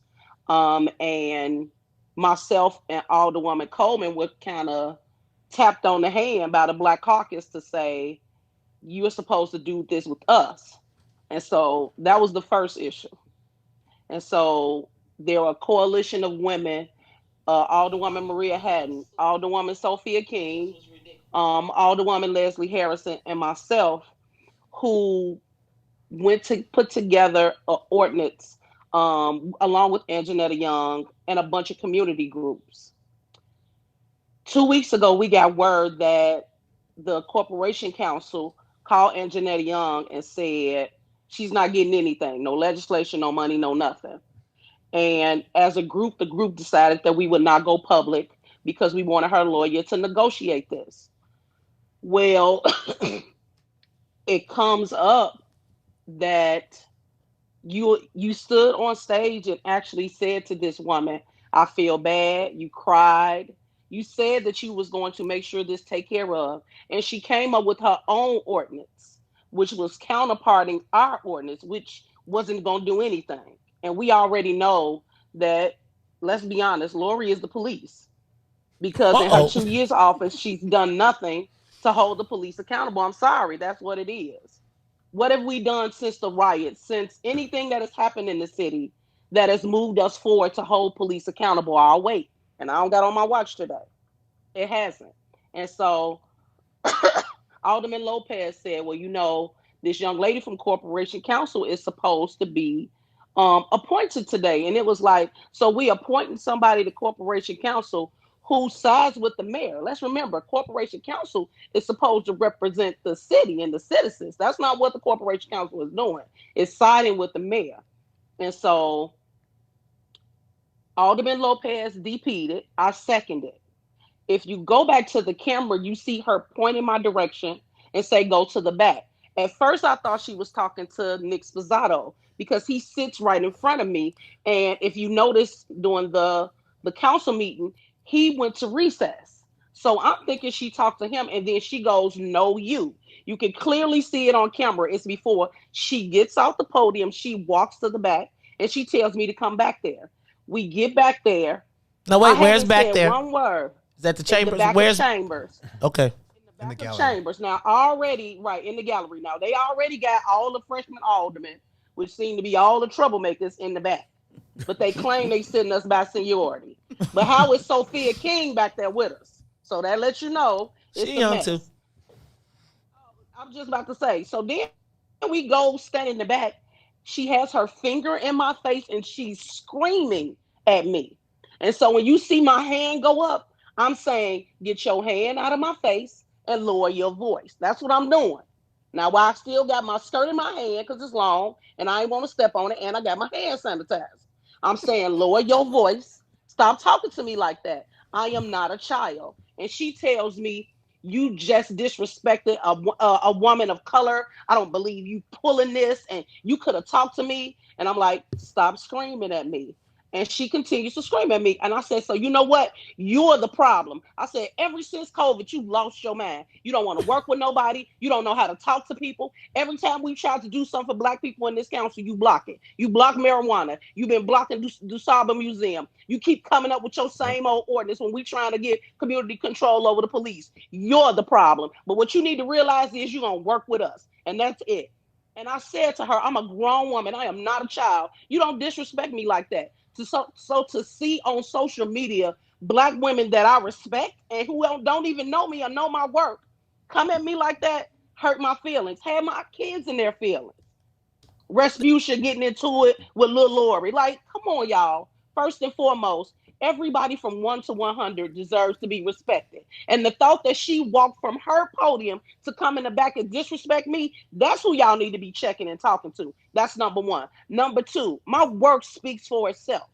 I'm willing to work with anybody on the council. And I say to her all the time, I respect you. I just don't agree with your policy. But that doesn't mean I got to downgrade you or disrespect you. And I don't care what nobody say. Somebody's ghetto. It was ghetto for her to come from behind that podium and get in my face and scream at me. What y'all thought I was going to do? I'm from Chicago. So if she'd have got the 25-year-old Jeanette, I'll be in jail. Y'all be standing outside. You do not do that to people. So I let would me back. never disrespect her like that. So let me back up. Let me stop because Alderman Lopez, you don't get to say this. Don't ask. Do you get a vote? Do you get any chance to say any of this? But I'm gonna tell you that I did not appreciate, and I'm gonna say this, Alderman, and please don't take offense. But I feel like there was the attempt to I said I will not allow the niggerization of Alderman Taylor in this situation. What I feel like is there's a lot of new people in the game who are now starting to figure out their way, and the mayor is starting to recruit. There are a lot of people who are now finding their way to payroll or finding their way to new publicity as anti those people in the marketplace. And I want to be clear. To watch any black woman come at Alderman Taylor regarding what happened when the mayor came out of the podium. I need to be clear. Parliamentary procedure is as civil as you can get. Parliamentary procedure was created to ensure that there were no physical conflicts in meetings. That is why the rules exist.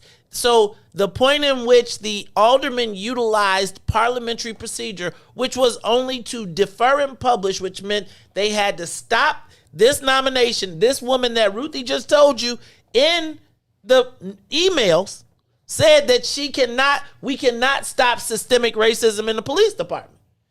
They say stop, pause, freeze.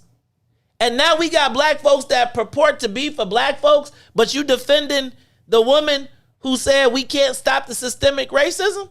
No, hold on. Get it right. And let me just be clear about parliamentary procedure one more time. It was put in place to ensure that there were not physical and that it wasn't just force that you could use to get your way in meetings. That was put in place to ensure that the chair, who has almost ultimate power, there are rules and there are ways to negotiate and to get things done. And didn't her allies just use that tactic the last meeting? In the same meeting. Come on, Todd. They did the same thing in the same meeting. They used it the last meeting, and then this meeting they used parliamentary procedure to adjourn it because they didn't want to vote on DuSable. Mm-hmm. So let me do this for the peanut gallery in the back. I appreciate that the mayor has reached out to you. It is a great feeling to have someone from such a high esteemed position, regardless of how terrible they are at their job, to reach out to you and put you on and to start to advocate for you and push you to the forefront. I get it. I know how it works. So you can pop that mess with the kids. You can pop that with the social media rookies. You can pop that with the people who play politics. But I know how it goes. Remember, I practice the dark arts. So we understand the new emerging advocates and what your mission is, and we recognize, and I ain't no CTU caper, but this is my sister, right? And it's like, I ain't gonna even trip. She goes in for us regardless of. So I need to stop that. Now, let me ask y'all both a question though. Alderman, and how did you miss the flack, Alderman Lopez? Like, how did the mayor walk past you or get past you and go to the sister? Like, how you gonna attack? Because again, to the audience, right? It's very easy to position Alderman Taylor, right, as the angry black woman, because the mayor visions herself as a old white man. Scotch and cigars. How you gonna celebrate the strike? We're gonna sit down and have scotch and cigars. That's an old white man. She didn't even say Hennessy. Remy, right? And cigars. I could see that mean. So Alderman Taylor, how did she get to you over everybody else? Like, and did she really think she was gonna check you? Because she did have a hand in your face. So let me say this. From the very beginning, our first meeting, I told her, I don't agree with you politically, but I'll respect you as a black woman. So I ain't calling her Larry. I ain't calling her one of the moles. I'm not doing any of that because she's a black woman. And it's hard in this space. It is for a Black woman, as you can see, after the attack that I got yesterday. And so when I see her, I speak to her. She'll embrace me. I'll text her and say, hey, you looking like you tired. Are you taking a vacation? Are you checking on yourself? And so this is a woman that I have respect for. Now, I don't agree with none of her politics, none whatsoever. My lived experience tells me something else. And so the thought that she thought it was okay, because what I think she thought was she was going to stand in my face, scream at me, and I wasn't going to say anything. My own mother, rest in peace, and that Sigler did not check me like that or get in my face like that. You sure is about to not to. And so the thought that people are okay with what she did, and she owes me an apology. And to your point, you walk right past Alderman Lopez, but we already know Alderman Lopez has got on her before. So she didn't want no smoke, but she definitely didn't think she was going to get any from me. And so yesterday proved her wrong. And so that's not, and this two Black women going at it, no, that's never what I want. Never what I want. That's not what I'm teaching young people. That's not what I'm about. But I'm also not about being disrespected either. And clearly, I was disrespected to no ends.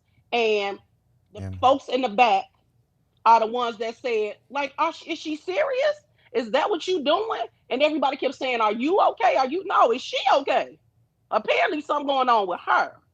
But at the end of the day, I clearly need people to understand the city of Chicago is not going to move unless the mayor's office, aldermen, and the citizens work together to move us forward. Period. This is a democracy, not a dictatorship. And that's what it feels like in city council. Let me ask you all, speaking of city council, I was watching a lot of shows and a lot of commentary, and they are saying that we are on the brink of council wars. David Moore yesterday said that there were going to be fireworks. How do you see the city moving forward in this contentious manner?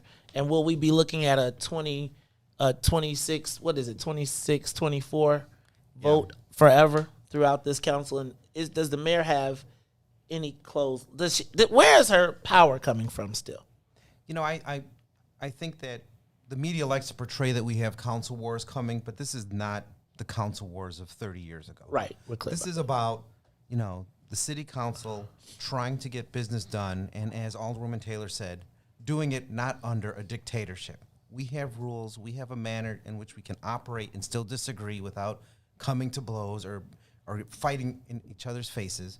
And that's what we need to get back to. And there was a lot of conversation last night among aldermen about how do we get back to civility? How do we get back on track, at least from the legislative end?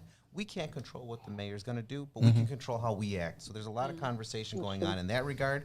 And I think, to the alderwoman's point, no one ever Alderperson now, thank you. Get it right. I'm alderwoman. No, you okay, no, I'm just kidding. To the good alderwoman's point. You get to choose now. I see. Yeah, she chose alderwoman, so I'm respecting alderwoman. Okay. The mayor's got to remember one thing too. She said we have to act like our children are watching. I remember that phase immensely. And My children cannot meet her because her mouth is so foul. She cursed more than a sailor. But even the pictures we saw yesterday of the mayor trying to bully another person, that's not what we're talking about. That's not what she should be talking about. She should be an example for our children like she claims she wants to be. What? Help me understand. I really do. Like, I don't. You know what I think of when I think of the mayor, I think of Rob Blagojevich when he says, "I've got this thing," and we're still on the church radio, and it's effing golden. And I feel like the mayor operates that way, like she is the ultimate ruler. I do feel like she is very Trump-esque in her operations, and the premise of her leaving the date. Do y'all understand? The preacher coming out the pulpit to come check you in the church service and put his hand in your face. And I don't know in any world where that is acceptable. Like, I just don't know, and I don't understand the rationale. And this whole concept of two black women going at it, that's not what happened. One black woman intellectually used parliamentary procedure. That is the kings, that you don't get no whiter than that. You don't get any whiter than parliamentary procedure. You just don't. The ghetto comments, when I saw, I don't even want to say the comments that really just offended the hell out of me. And it's like, we be the first, then they'll be the first ones to talk about we ain't got no cannabis. Guess who said you can't have no cannabis in Chicago? Who are you defending? Who are you? Who and what are you defending? Right? Like, so this is what I'm gonna encourage y'all not to do.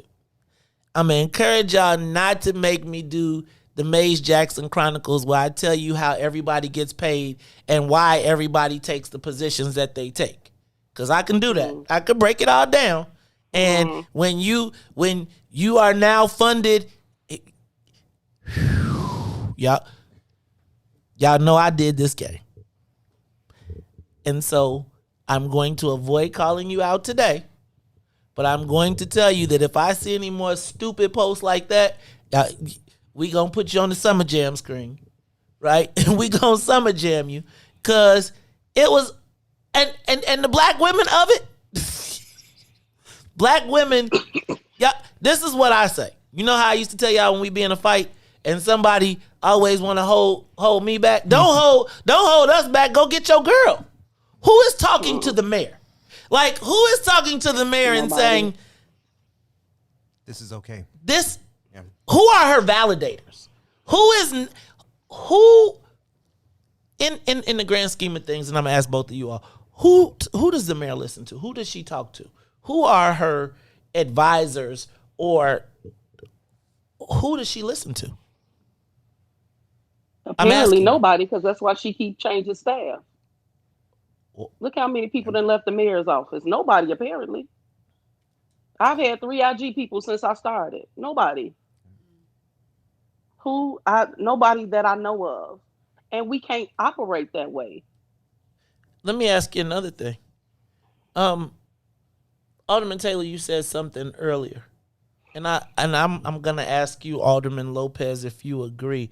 You said anything we try to do for black people, the mayor blocks it. She has staked her whole claim, her whole mayoralship. I mean, she just literally declared racism a public health crisis, even as she ignores and Jeanette screams. Help me understand it. Make it all make sense to me. Easy. Everything she says is a lie. Damn. Nothing she says. Damn. Wait. Nothing. Wait, hold on. Nothing she says when it comes to racism or dealing with the issues in black and brown community, or very specifically the black community, is meant for the black community. It's meant to appease her white north side enablers who want to feel good as though they're doing something woke in this movement. Because if she truly cared about what was going on in the black community, she'd be addressing violence, she'd be addressing the infrastructure issues, and she'd be doing things immediately, as we know a mayor can do when they put their minds to it.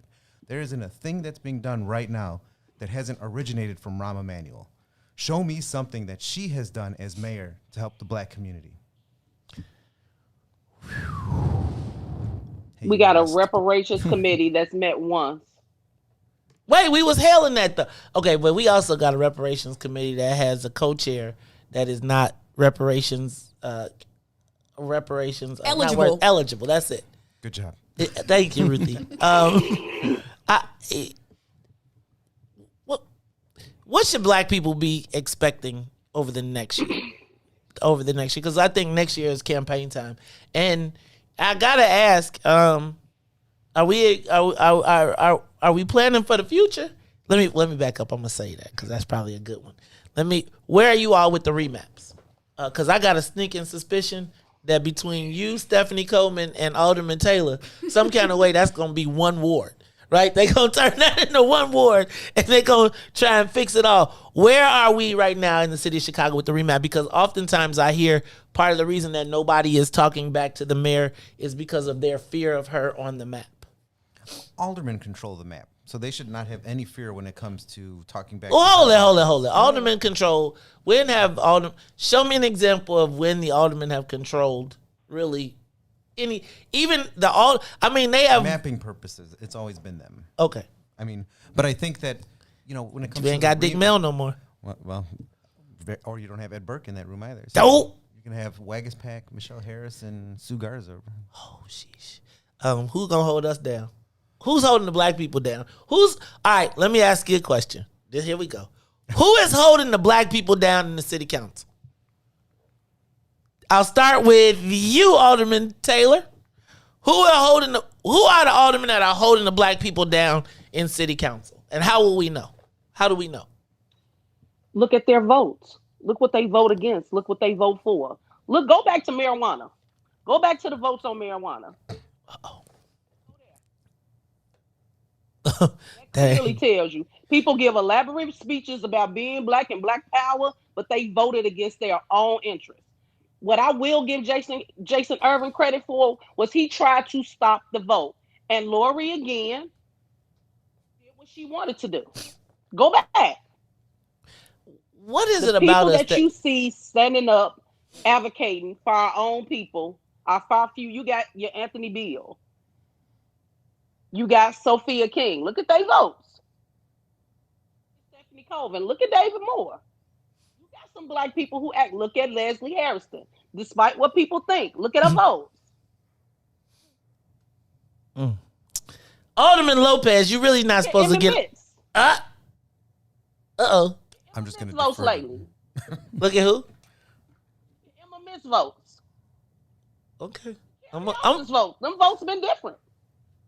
We gonna have to we gonna have to come up with a report card. You need a scorecard of voting. Yep. Yeah, but who's scorecard? But who will listen to it, right? Like, because here's my thing. I feel like what will happen is then once we do the scorecard, there'll be 300 scorecards put out there that will be well funded by other people to retell a narrative. Alderman, who have you seen as an? So you're in a weird spot, dude. Like, you're in a weird spot because, like, how you, let me do this. I gotta say goodbye to our WBGX listeners. Hey, y'all missing out. Y'all probably should come on over to Facebook or come on over to YouTube because we're gonna continue this conversation. This is the Maze Jackson Show. Alderman, help me understand, like, where do you fit in the city council? Because I initially thought of you as a disciple of Ed Burke, and then I see you got Ray Lopez as your last name, so I assume you in the Latino caucus, but they kicked you out. I quit. They said they kicked you out.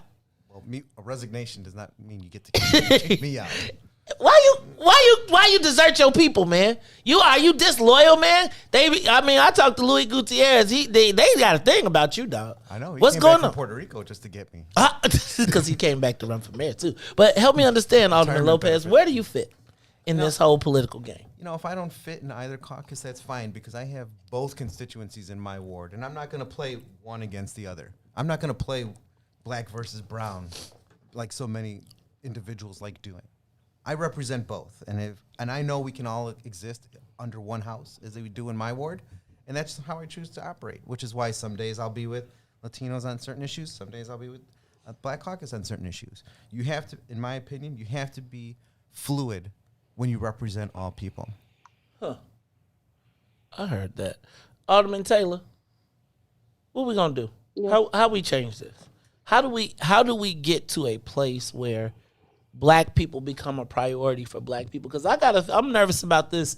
I'm gonna tell y'all, I'm nervous about this DuSable vote.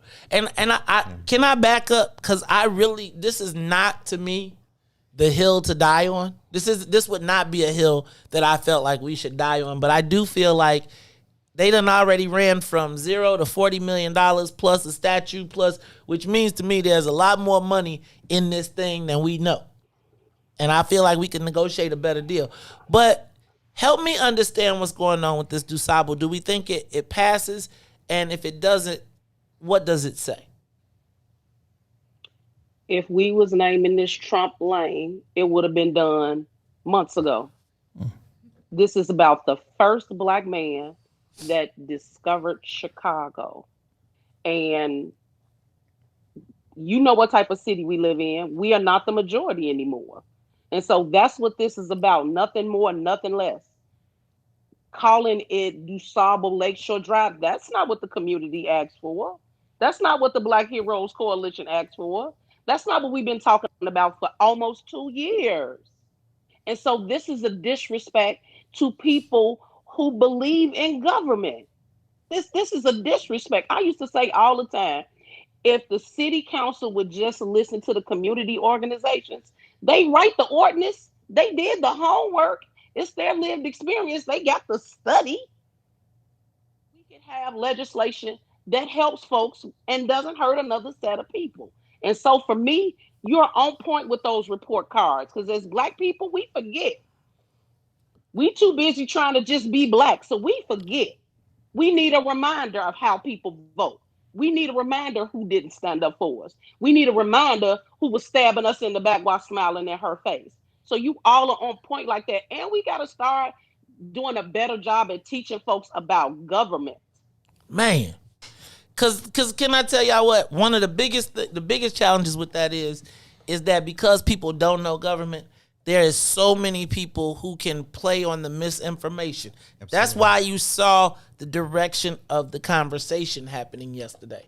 And to Ruthie's point, we be down so bad that what you say, how you say it?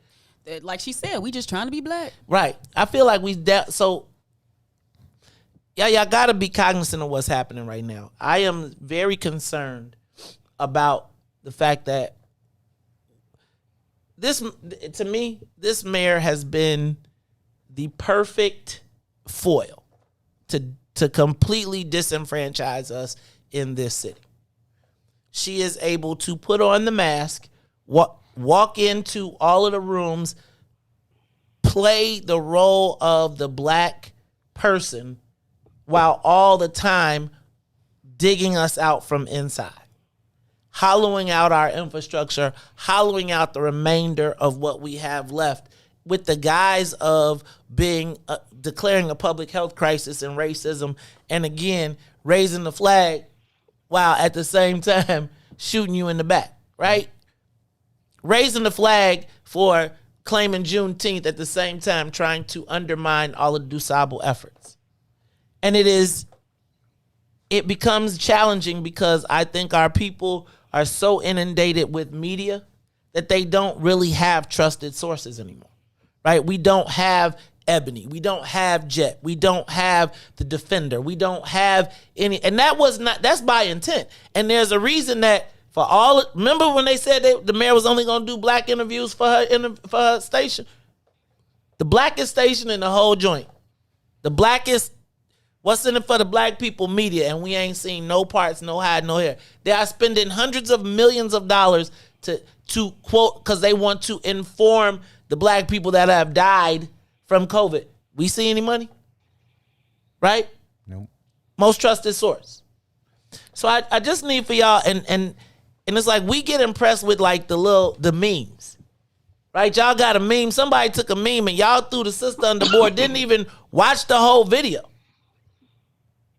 Because we're short-minded and short-sighted when it comes to politics, and they know that. And let me just be clear that all this started because they said, hold up, what about Jeanette Young? Remember when y'all was all like, oh my God, remember when y'all was all outraged about Jeanette Young? Mm-hmm. What'd I tell you? I said, niggas gonna forget. I said, they gonna forget. Y'all sat right here in my face and said, no, we not. No, we not. And I want to be clear. So if you were so upset about two Black women going at it, where was you when the Black woman was screaming? You forgot about her, right? Because remember, that's what it was all about.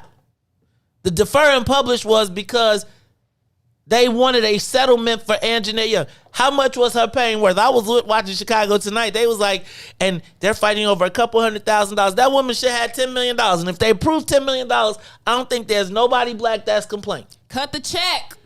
Nobody.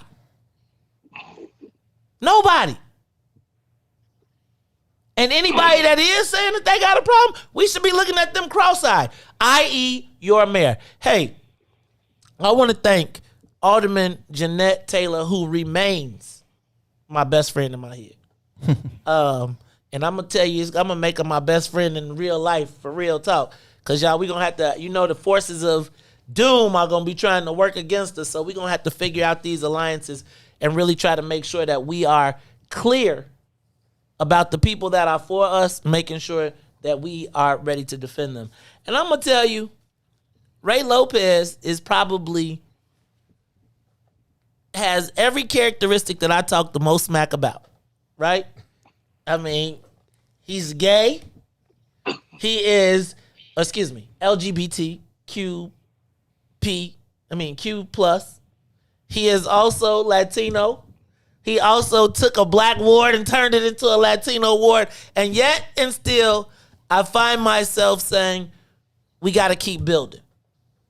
Yet and still, I feel like this is the example of when people can get together for the best interests of Chicago. We don't have the same philosophy. And I'm going to tell you that some of Alderman Taylor's friends in philosophy ain't necessarily mad. Because y'all know I ain't the socialist. You know I'm a capitalist pig. But at the same time, we all want the best for Chicago, and we all have a great collection of ideas. And I'm going to tell you just like this. I talk a lot of smack about the mayor, but if the mayor is going to make it better for black people in Chicago, I'm with it. I'm with it, right? And that's what we got to recognize, right? I don't care that she's a white man trapped in a black woman's body. Well, depending on the body. Well, let me stop. That's a whole nother story. That's a whole nother story.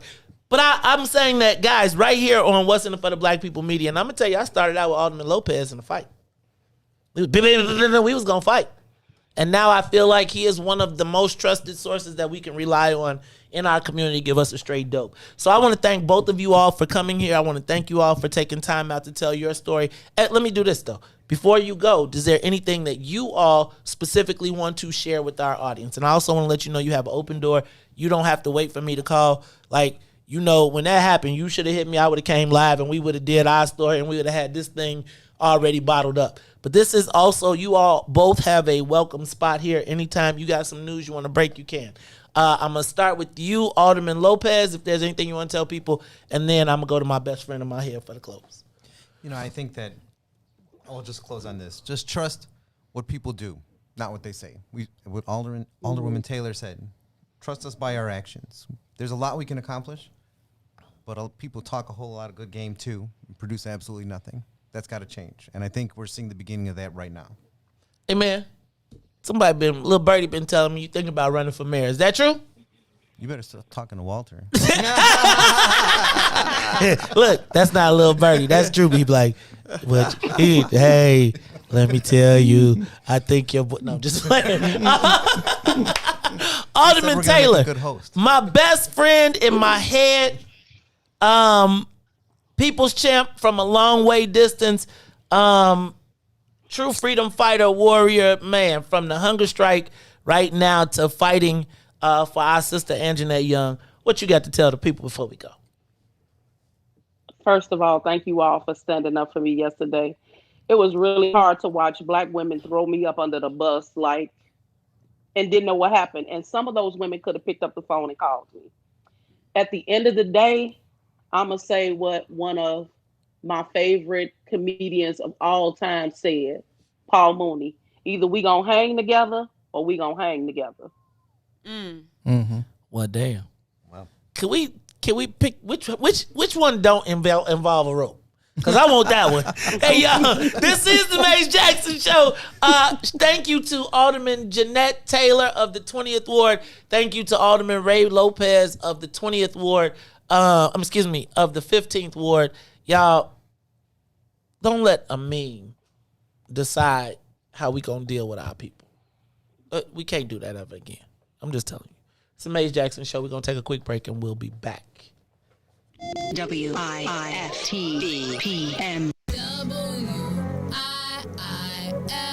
WIIFTBP. Media's just for you and me. WIIFTBP. Media's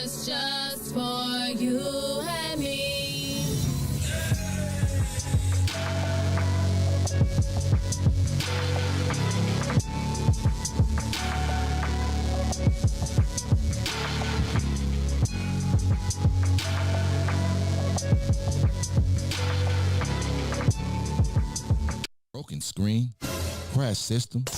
Are you in need of spyware or virus removal from your computer? Well, contact RPC Computer Repair in South Shore and let us help you with all your computer repair services and print needs. Need office or print production services, copies, scans, fax, or even notary service? Then stop by and support RPC Computer Repair and Print Shop located 1741 East 71st Street in the 71st Street corridor, newly revitalized South Shore areas, and let RPC be your one-stop shop, where we believe RPC is your PC. RPC Computer Repair is also a UPS access point where you can drop off and pick up your important packages. So let RPC be of service to you. Call RPC Computer Monday through Saturday, 8 a.m. through 6 p.m.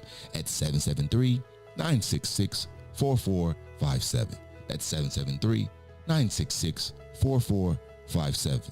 Visit RPC at rpccomputeringinc.com for more information. Shop at Black-owned and operated Solo Beauty, where you are appreciated and respected. Located at 8158 South Cottage Grove, Solo Beauty can supply all of your black hair care needs. Solo Beauty is open from 11 a.m. to 8 p.m., Tuesday through Saturday.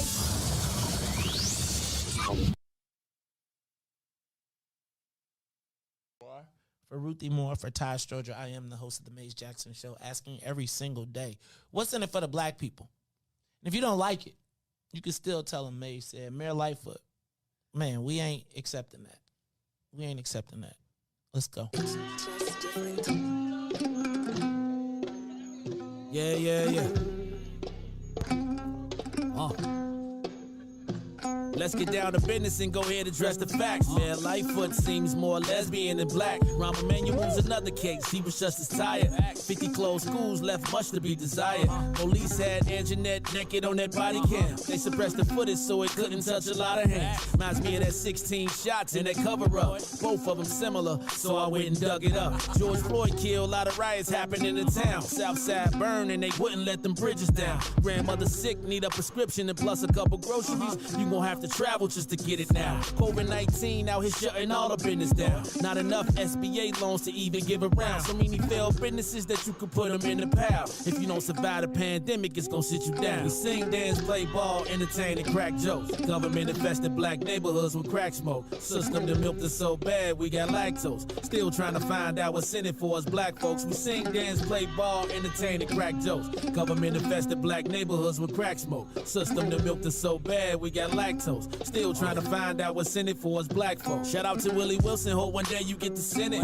We need some different players in the game to handle business. Too many shady characters like Madigan and Blago. But when you really break it down, it's typical Chicago. City full of gangsters, it's what the land was built on. Same streets with hood legends, DNA gets spilled on. Carjackers out here lurking, trying to get they steal on. Looking for a block to put them Hellcat wheels on. Let us give bogus appraisals a red line. Car crackers out here getting minimal fair time. And I'm concealed carry, I stay with the pipe. But Illinois gun laws giving minimal rights. Stay up on the swivel, make sure I'm moving tight. Check all of my mirrors when I pull up to the light. Pick my homie up from out of town, man, he caught a flight. He was hella nervous, told him, shorty, this a way of life. We sing, dance, play ball, entertain, and crack jokes. Government infested black neighborhoods with crack smoke. System that milked us so bad, we got lactose. Still trying to find out what's in it for us black folks. We sing, dance, play ball, entertain, and crack jokes. Government infested black neighborhoods with crack smoke. System that milked us so bad, we got lactose. Still trying to find out what's in it for us black folks.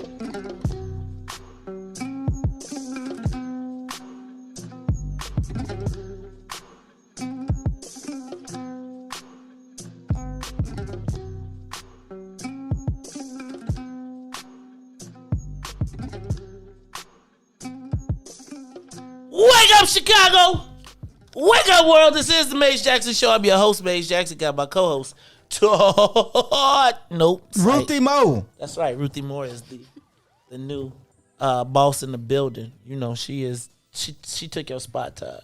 Man, that's all right. You like Flash. Every day you ain't here, he talk about he miss you. He talk about you. I talk about you every day. No, that's not. But I be like that every dude. Day. Every day. Every day. You know, I was thinking this morning that it's a different world. But when I was in college, I had a friend from Wisconsin, and he went to the Air Force, and we used to write in the summer. We literally wrote back and forth. I don't know if people do that anymore. Nobody has a pen pal anymore. Yeah. That's over. Pen pals. You might know somebody in jail. Hey y'all, this is the Maze Jackson Show. I want to open up the phone lines. Give us a call, 872-259-7474, 872-259-7474. The phone lines are open, and I want to hear from you.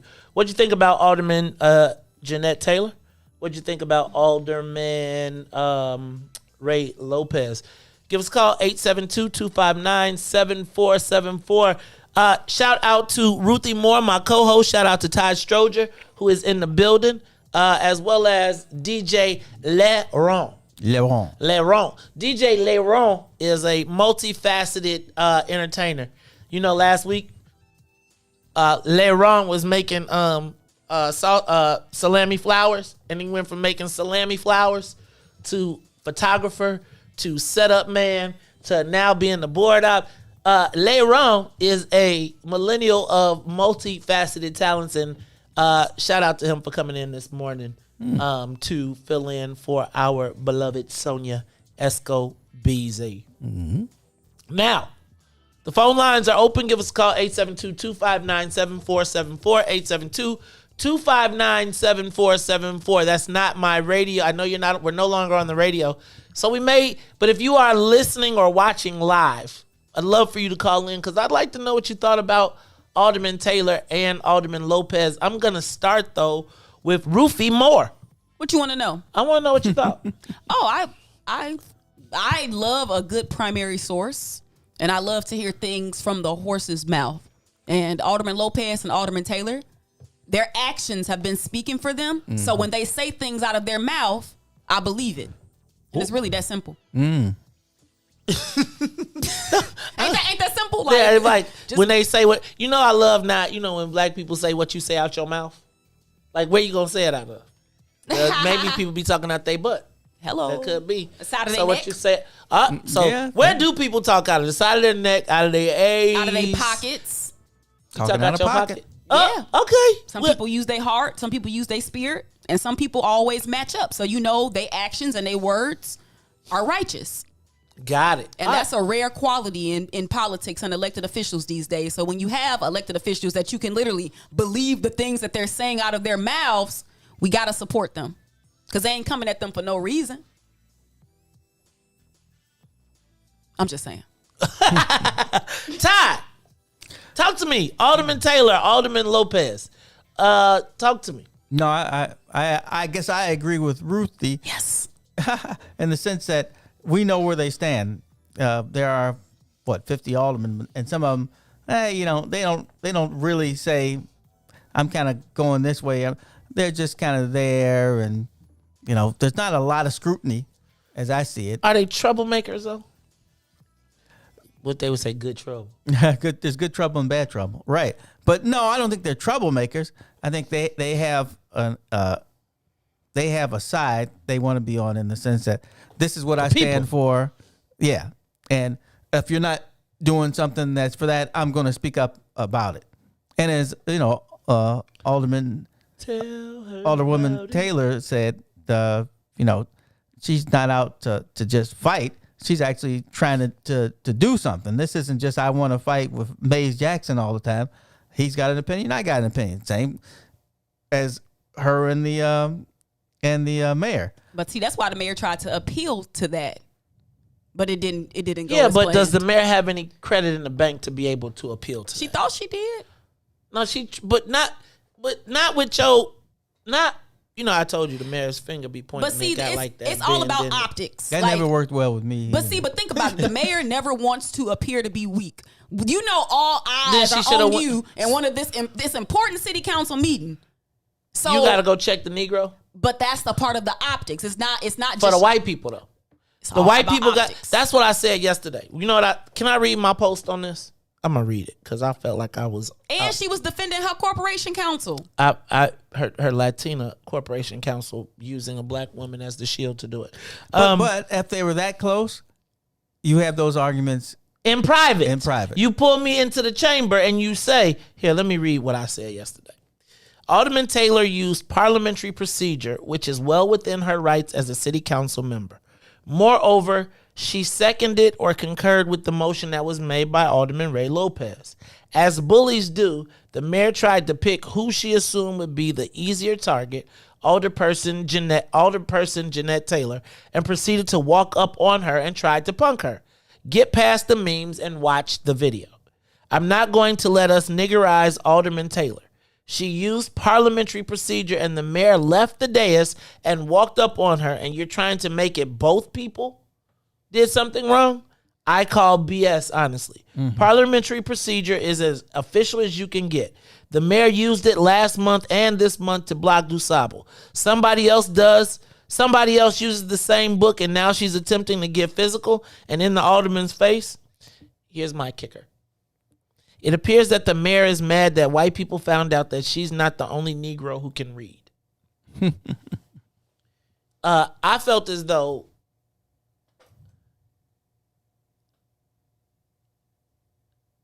we know you're not checking no white people. We know you're not checking Ray Lopez.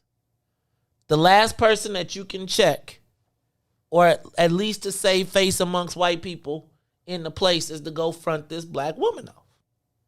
Like, I just don't understand how she comes off the Todd. She came off the dais and it elevated into. Did you see the mayor told her to talk to the hand? Mm-hmm, gave it a little wave off. I gotta watch it. I hadn't seen it yet. That's my point. And I saw somebody say yesterday that Alderman Taylor, dressed as nice as she was, might as well came down in some house shoes and a bonnet, acting like really? Somebody said that? I said it was the most, I was so offended. Well, it just because tells you the how same they feel people about black folks. But these were black women. Yeah, like I said. Everybody don't like No, it themselves. shows that what it shows is they don't know how to subtly do their thing. We're now at the point where the operatives are no longer experienced operatives who know how to move. You just now got social media bangers who just out throwing rocks. And the concept of the white gaze. How are black people supposed to act when white people are looking? Respectability politics. All this is at play with this. And so I agree with Alderman Taylor that my mama don't talk to me like this. Right. So F your civility, because right now I'm taking it. We Chicago right now. And it wasn't. And Alderman Taylor wasn't uncivil. Because again, in what world let me just ask you this. In what real life world does Lori Lightfoot walk up on Alderman Taylor? No bodyguards, you ain't got the title of the mayor. In what world does she walk up on Alderman Taylor and put in a place where she stomps down and makes a march and walks up on the sister? Where does that happen besides city council without the mayor getting foo-fopped? I can tell you, if I'm in city council and the mayor walks up on me like that, it's going to get heated really quick. Mace comes over and says, Todd, come on, let's go over here. Or I say to myself, I'm just walking away from you. Screw you. That's the only. But what if I got you? But if I got you jammed up, right? Like she you ain't literally never get me jammed up like that. If Well, I'm leaving, I'm leaving. You ain't stopping me. But at that point, then you've assaulted me, because if I stand in again, who is the last person that has put their hand in your face? Hey, I'm leaving. Hey, I'm leaving. Look, Todd trying to play touch football. No two hands. But I'm saying, when's the last time somebody literally put their hand in your face? No, I've had that happen as an elected. I can't remember when, but Jesus. I remember the feeling, and I can't remember where I was, and it was like, I'm leaving, or you better get your hand, and somebody broke it up. It was one of those two. I think it was somebody broke it up. If a white man would have done that to Alderman Taylor, people would be outraged. I told you that makes the mayor the perfect foil, right? Because exactly, if anybody but the mayor does that, we talking. If a white woman did she's that, also a short, if a black gay woman, so it's gonna be like, look, she's beating up on the short black gay woman. But that's the point, and that's why she did like a bully and picked the weakest, the easiest target, right? Because what's she gonna do? Walk up on Alderman Ray Lopez, a white gay Latino, Right. right? And she ain't. Again, it's just to me, even if a white woman would have walked up on Alderman Taylor and did that, we would be outraged. Right. We would. And check this out. The Alderman Taylor, the black woman that walked up on Alderman Taylor is defending the white cops in the case of Angie. Could you play Jeanette Young for me one more time? And we're going to take a quick break, and I'm going to let them listen to it for a little while, because I think some of y'all be confused. Y'all better not let them paychecks go to y'all heads. It's the Maze Jackson Show. We'll be back.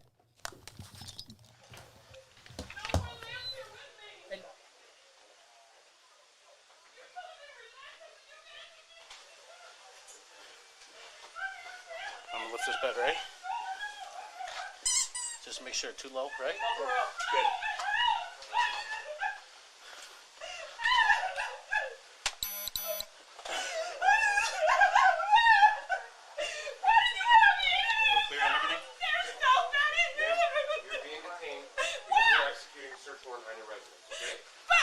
Sergeant here. I'm going to explain everything to you in a second, okay? Are we all secure? Ain't nobody else here. I live by myself. Does anybody else have to stop him here? No. No? Who are you looking for?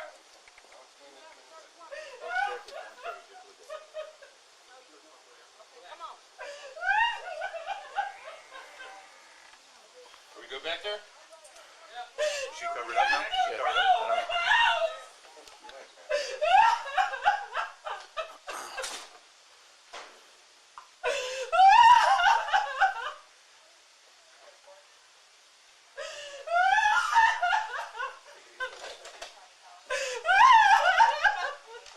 Okay.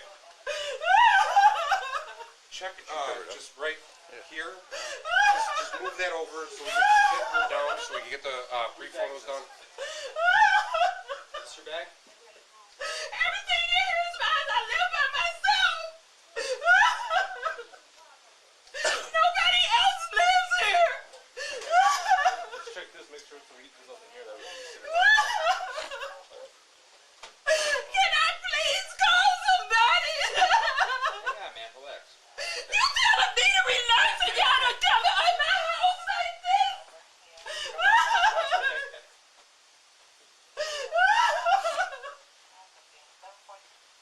Please let me call somebody.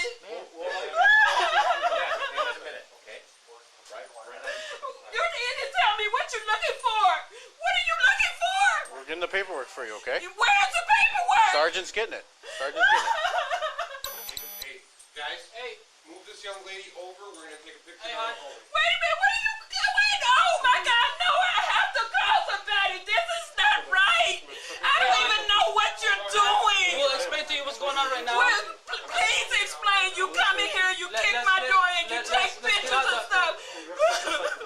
Let's get out of the way, and then we'll explain to you what's going on, okay, hon? Let's go this way. I'll hold this for you, okay?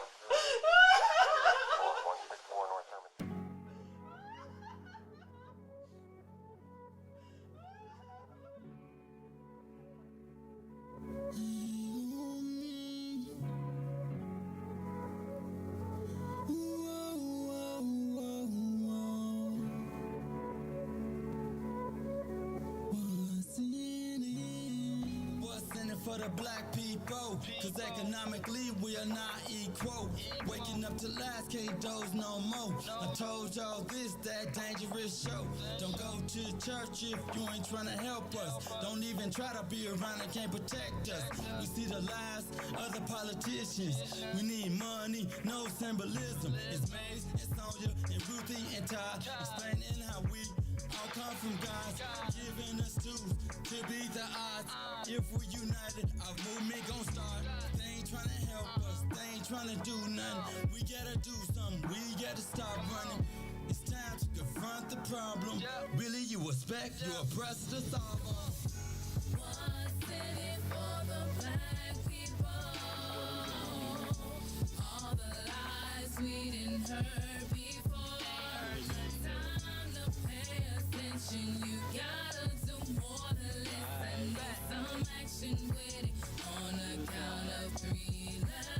Wake up, Chicago. I'm so excited. I'm so fired up. This is your man. I'm coming. I'm gonna keep my voice disguised, but I'm coming to you from the 27th Ward. And I am the happiest man. This is the happiest day of my life. But you know, you on the Maze Jackson show. And I want to say what's up to all my people. Shout out to my man. Oh, shout out to my life, to Darlena. Shout out to everybody in the 27th Ward organization. And oh yeah, hey Mr. White. Mr. White. Hey Mr. White. Hey Mr. White. What's up, Mr. White? Hey y'all, this is the Mace Jackson show. I got comedians. In my inbox, man. I got comedians on my Alderman Burnett said y'all look cute together, Todd. What do you mean? He was trying to be a hater. He trying to be a hater. He think he funny. He think he funny. He think he funny. Uh-huh. You know how it is, people get pitchfork? Yeah.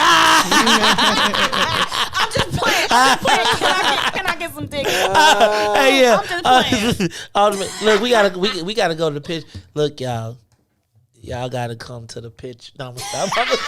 We need tickets. We need tickets. You know, Alderman Burnett is the plug. Badu. Come on, Maze. Ooh, they got Erykah Badu.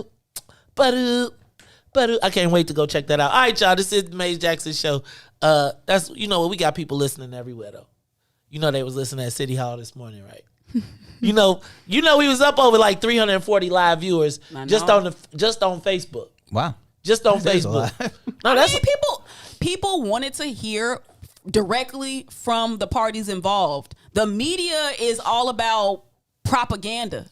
Right. Like, and we gotta unnamed sources. I can't stand it. Oh my goodness. I just felt like they took that, what you call it again, a burst photo, and found the best one to make it look like shit. They probably took the video and then just screenshotted it on the steel frame that they wanted. So you gotta always be careful about manipulation and not really believe what you see oftentimes. That's the problem with you daggone millennials. You can't even Photoshop. All right, y'all, it's the Mace Jackson show. Ruthie, and can I tell y'all how quick memes? Did you see the meme they had with Dana White from UFC? In the middle of it, it was out like no. I think they dropped the pictures and 2.2 seconds later it was cracking. All right, we got callers on the live line. Give us a call, 872-259-7474, 872-259-7474. Let's go to the live line. Let's start with Mike. Mike, you're on the Maze Jackson show. Mike? No, this is James. James, what's up, man? Hey, man, this internet's be crazy. James Big Slim. Oh, James Big Slim. What's up, dog? I ain't seen you in so long, brother. You gonna have to ride by the block one of these days. What's going on? Can you hear me? Yes, we can. Okay. I want to say this, man. There's another station. I don't think I could, name that station that I have been listening to for years. And I just want to say, you really have exposed that station. My thing about this lady, now I will call that station, they will find every excuse for her. I mean, it's obvious this lady is, she's like a madman right now. She's very controlling. She has this short man complex, and everybody on that station is going to say, well, why would you attack this black woman, this and that?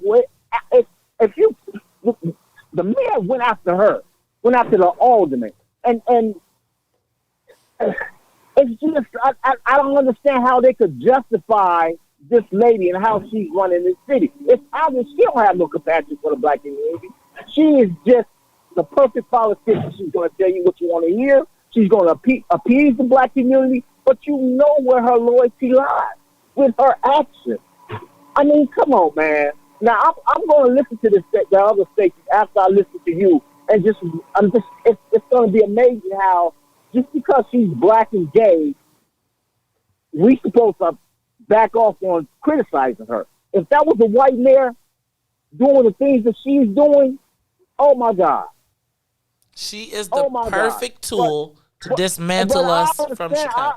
I understand why they removed you now, Maze. Is because okay, back up. Stop, Big J. They didn't remove me. They tried to censor me, and I hold on. No, hold on. No. Stay here. No, I want to be clear. They didn't get removed me. What they said was you can't talk about it. Okay, now I worded it wrong. Right. And I said I'm going to walk away.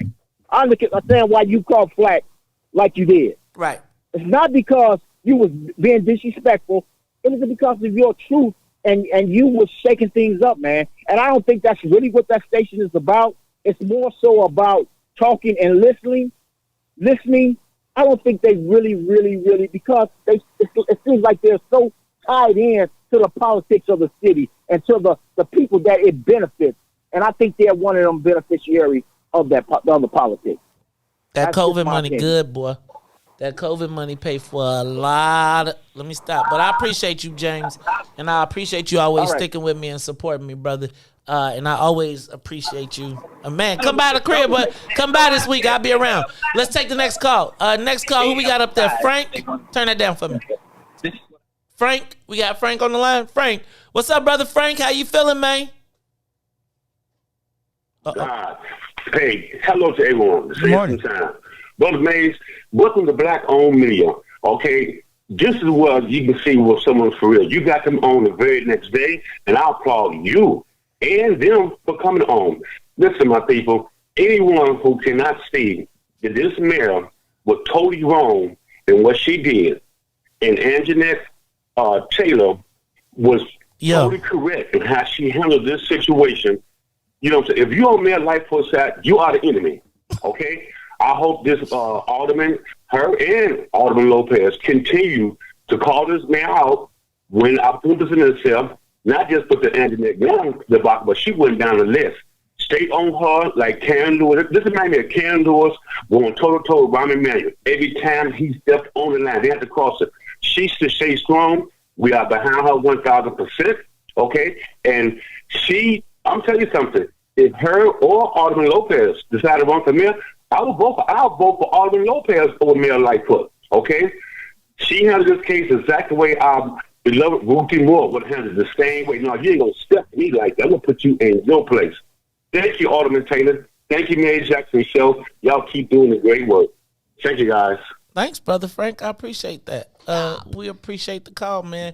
I appreciate the alderman for coming on and trusting us with their story. Mm-hmm. I think it means a lot. First of all, when I reached out to both of them, they both responded immediately and was like, we with it, right? We're on to tell their stories. And I just think that we got to be mindful of the stories that are being told. Because when I saw the memes, I literally saw the memes and was like, whoa. And I started to share them, and then I saw the video, and I was like, this meme does not tell the story of this video. And the news led with the image. Yes. Because, again, who better? Yo, that was crazy, y'all. That was really crazy. I find it hard to understand who doesn't like Alderman Jeanette Taylor Black. Like, I feel like she should be the safest alderman in the city council. Mm-hmm. Like, period. Like, unless they put her in a white ward, which they may well try to do. Mm. Right? Because you don't need none of that. They don't want that smoke. But see, I'm gonna tell you, this is why I'm gonna stay in my space. That's why I got to go be political, man. I got to be political because I'm gonna be running around here losing. They gonna be done took the whole world over, and we gonna be free to ask the Latinos, can we? Hey, yeah, dog. I gotta get back in my space. Because it's you realize that Alderman Taylor is gonna have trouble. They gonna spend a lot of money trying to find. They already tried the maneuver, right? Right. Well, but they gonna recruit candidates, right? Pay attention to all the people that's doing work now in the 20th ward that ain't doing it with the alderman. But you know what the alderman gonna have on her side? Her record and the people and her actions. So I've seen that work a couple ways. That's why I cannot let you all forget Jeanette Young. Like, y'all gotta recognize that all of this started because they said to cease and desist fighting Jeanette Young and settle with her immediately. Mm. Let me read it to you again because I think y'all was trying to get bonnets and hairnets and weaves and black women fighting. And think about the black woman got attacked for defending the black woman by a black woman. Think about that. The mayor attacked Alderman Taylor for defending Jeanette Young. That whole circle is all black women. Alderman Lopez threw the ball up in the air, and the black women went at each other.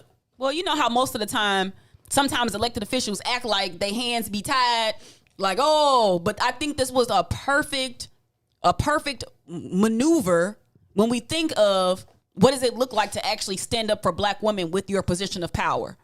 And I think that Alderman Lopez and Alderman Taylor, they did exactly what they were supposed to do. They did exactly what the people elected them to do, to not go for the okie doke. Where are the black? So let me read what Alderman Lopez and Alderman Taylor were standing up for. Be it ordained by the City Council of Chicago, the Corporation Council of the City of Chicago is hereby ordered to terminate any and all efforts against Miss Jeanette Young and her legal team, and be it further ordered by the City Council of Chicago, the Corporation Council of is hereby directed to immediately negotiate, draft, and do all things necessary to settle any legal actions against Miss Young. I don't know why she ain't just take the $1 million and shut up. What's she tripping for? She was only standing up there for an hour. $1 million in an hour. That's good. Was she standing up naked for an hour? Would you naked for an hour, $1 million? Was it worth it? The mayor said she was gonna make her whole. So make her whole. She made her and cut the check. Not with that kind of anxiety. I mean, $1 million for an hour. Come on, man. Yeah, because some of that's lawyer fees, some of that's going to probably taxes. No. No, I mean, y'all tripping, the anxiety man. wasn't worth it. What is? I mean, how much is the? You know how much our ancestors went. She is not our ancestors. What you talking about, Maze? I'm saying she ain't. She That's a good question. I'm saying she ain't go through what our ancestors went through. What's she all upset for? I mean, it's like $1 million. I think she ain't gonna did make for a little bit. I mean, $1 million. Why Jeanette Young tripping? She should take that $1 million and just fade out. I tell you, it's not about money. It ain't about that little bit of money. She ain't gonna see that. She ought to be happy with that $1 million. Y'all tripping. That's what Lori say. That woman. So y'all, I'm playing the devil's advocate right now because I need for all of the people who was running around yesterday. No, you're not. He crazy. No, but I need for all the people that was running around yesterday talking crazy to remember that this was about Jeanette Young. Play the tape again, just a little bit. Just play it, cause I feel like Ruthie, remember when I told you they was gonna forget and you said no, they not. Cause ain't nobody forgot, Maze. Ruthie, but go ahead, play the tape. ain't nobody forgot, but go ahead. You play sure the ain't tape. nobody forgot? Y'all, I think people forgot. You think people forget? Alderman Taylor said the Corporation Council was supposed to be representing the city, not just the mayor. So I can see why Mayor Lightfoot defended her, cause she ain't got that many allies. So she like, well, let me keep this one. She clearly keeping right you next to me. Caper. You trying to keep the mayor? You already know how I'm rocking. I know. That's why I love you so much. Cut the check. Ruthie's cape is in a suitcase up in her closet at the top. She done folded up. We gonna retire this bad boy for another year and a half. Jeezy Pete's. I don't know if Alderman. I'm gonna go out on a limb and say that I'm in the fight with Alderman Taylor. So y'all try to take her down. I'm with you, Maze. There it is. That ain't even my ward, but I'm gonna be right there. I'm gonna be knocking on doors. And I even Googled socialism. Hello. I still ain't gonna be a socialist. Say if we can get in that camp. It might be something to it. I don't know. As long as we at the top of it. It might be something to it. As long as we at the top of it, we could be in the socialist camp if we top of it. I just love the fact that she was willing to stand up and not to, and you know, we cannot, and this is my new, we're not going to allow the niggerization of black people that fight. We can't. If you're going to be quiet, be quiet. But what we not gonna have is you talking smack about the people that say what the people want to have said. I think that's outlandish. And she saw it. And don't think she ain't see it. Because she said, I saw it. Oh, yeah, she saw it. And my kids saw it. So don't get it twisted. She keeping a notebook. Man, I saw it. And I think based upon what I saw, she should be keeping a notebook. And then it's like, and Bob Israel sent me a text that said, Mace, can you explain to your listeners what the dark arts is? The dark arts is, at a time in my life when I was a practitioner of politics. Now, I'm going to tell you this, and then somebody's going to get mad at me one day and be like, and he used to practice the dark arts. So just remember I told you this. I was going to say something about the Antichrist, but I'll let you go. But the dark arts is the underbelly of politics, the things that you do to create, destroy, and to win elections that are not necessarily things that they teach you in school. But they are the good tricks, the bad tricks, and the knowing of how to use, work, and manipulate people, places, and situations to the benefit of your candidate. Basically, you try to make the other candidate look bad. I think it's the line between civics and politics. That's why I always say I hate politics, but I love civics. But you can't have one without the other. And even your nicest guys have assassins, right? Even the guy that's the sweetest guy in the world has somebody that is looking to find your worst moment and have it in a file. Mm-hmm. So I used to keep files, or create files, even. I want to move on really quickly. But I just want y'all to know that. I want to move on really quickly because the Secretary of State's race was one of the things that I did not get a chance to talk about. But did you all see that Senator Mike Hastings dropped out of the race? I heard somebody say Already? somebody dropped out, but I wouldn't have guessed it was him. I didn't know it was him. I think that the oxygen is rapidly being eaten up by two candidates. Those two candidates being Dun. Anna Valencia and Alexi Giannoulias. Who? Oh. Neither of which, in Are my your estimation, well, not even, they don't have to be my favorites, but neither of which, in my estimation, have a tremendous amount of black credibility long term. Now, I think that they've both done a very good job of cultivating the relationships of elite black people who are in the mix. Yeah. But I do not think that, and so I saw a lot of high profile endorsements for both Valencia and for Alexi Giannoulias. And I guess, when I think of early adopters, I think of the early people of influence that pick a side, usually pick the side because they know what they're going to get in the back end, right? So when you see trusted allies that have already endorsed candidates without ever having a candidate forum, without ever putting them in front of their leadership, they are not giving their people a choice. They are leading their people to the choice. Giannoulias ain't even showing up. Well, he's controlling, kind of like how Ron, when he ran for mayor, he would never show up to the things where people, but he would be at the L station shaking hands. That's what Giannoulias is doing. He hiding from the people. Well, let's make sure that he's not. Well, I don't know if he's hiding from the people because it depends on who are the people. You already know. You know what I'm talking about, the people with the capital T and the capital P. Okay.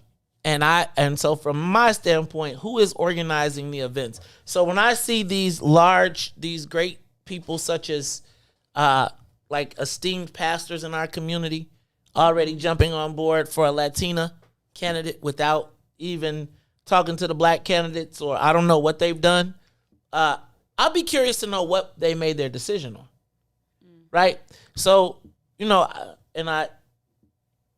my challenge right now is that there are a lot of early adopters and early endorsements in the Secretary of State's race that I don't know what it's based on.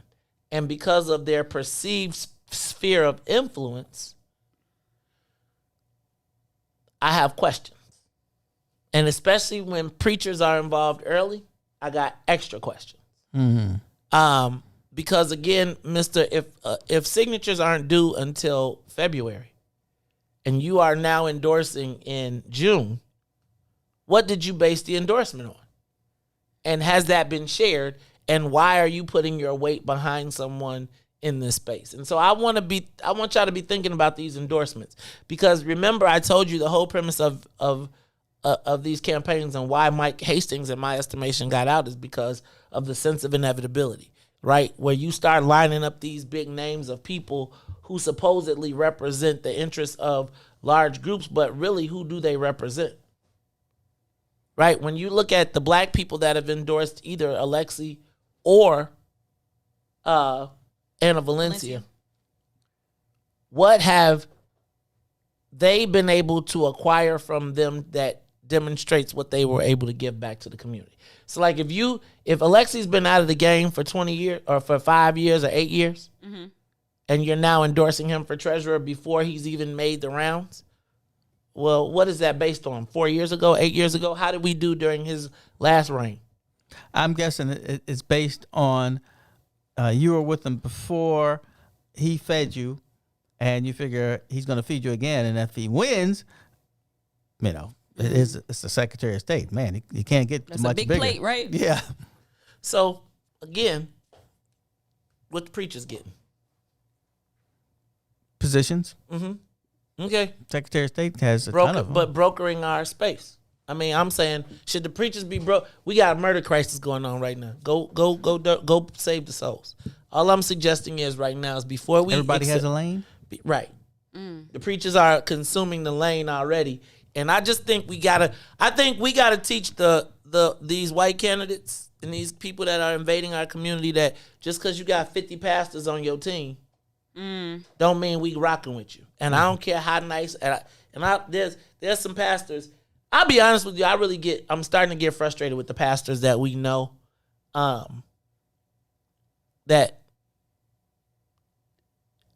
have trusted voices or could have trusted voices in their lane. We got to call them out. And they start pimping them to politicians. We have to call them out. Our political infrastructure is not foundational to the black church anymore. And so we gotta decide how we wield our political power. Right, because I don't want it brokered. I don't want it brokered by the church. I do not want our political power brokered by the church. And it's like, that means we get emotional bullshit. It means we get emotional bullshit. We get what the pastor's pet project is, and maybe the church gets something. Maybe the church get a couple positions. But realistically, we take it. Again, if you ain't in the den of iniquity, you don't even know all the tricks that people could do. And I feel like pastors consuming the political space always makes us come up short too. Yeah, but that's the Chicago way. Right. Give it to but the preachers are the first people to be in line and jump to the front. And it's an easy answer because all they want you to do is save souls. They don't want you. They ain't thinking economics. It's historical. I would argue that they're thinking personal economics. Yeah, I'm with you, Todd. Right. But again, our birthright is being shortchanged by people who don't even understand the game. So they understand the game. They just playing it for themselves. No, there's a bigger. It's like when I say that I was downstate, Mays was downstate, but Mays was downstate doing different things that I was doing that I wouldn't know anything about. Remember when Todd was in a different room? Think about this, Ruthie. Remember, Todd, there's a private road under the city of Chicago. Todd was the second most powerful guy in Cook County. He didn't know that there was a road underneath the city of Chicago that he essentially had access to. And that essentially is what I feel like when the preachers be like, ooh, I get the office and I get the right, and they think they playing. And they think they do know the system. And they do think they playing it for themselves, but they really realistically could be playing it at a much larger level, but because they don't even know the game they playing, they say, we gonna let you play, because we don't want that Negro over there asking, because he gonna say, how come we don't got keys to the private road? Right. And by allowing the preachers and these people who don't do politics, and it ain't just preachers, it's pontificators, it's people who have never been in the process that make up the process in their mind and then project it to the world. And because they got a platform, then people be believing some BS. I mean, who are we conditioned to trust in the black community? Not the white man. The white man, but also we got to think about just the historical nature that religion and spirituality has played within our lives. Like, until we disconnect our political futures from the black church, we gonna always be able to be huddled and shepherded, no pun intended, to the lambs, to the slaughter, because somebody brought you, they had you down to offer the grace at City Hall. But we do need a spiritual awakening, though. I just don't know if the current structure, and I hate to lump the black church into a thing, but it's a mindset. The church is now Pharisees, in my estimation. The church is the Pharisees. We got to look at the business of it. Once I learned start to look at the business of stuff, it changed my life. It actually made me more of a cynical person. I'm not going to lie. It does. It made me super cynical because I cannot look at anything anymore without seeing the business of it. Thank you. So when I see the soap dispenser leaking in the bathroom, Maze, I'll be thinking like, Maze would never have that happen in his establishment. Because I'm be like, each of those drips is 25 cents. Ruthie, and I hate it though, Maze. I hate it because it makes me go crazy.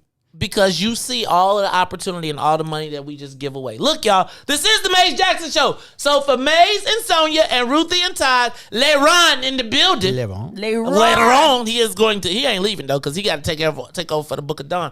I am the host of the Maze Jackson Show, asking you every single day, what's in it for the black people? And if you don't like it, you can still tell them. Maze said, now I want y'all to stay tuned. Y'all check out my girl, Dawn Hendricks Millhouse, for the Book of Dawn. She's up next. We out of here. Peace. WIIFTBP.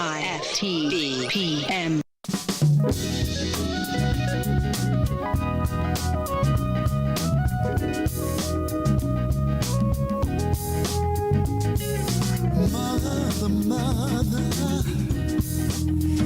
there's too many of you crying. Brother,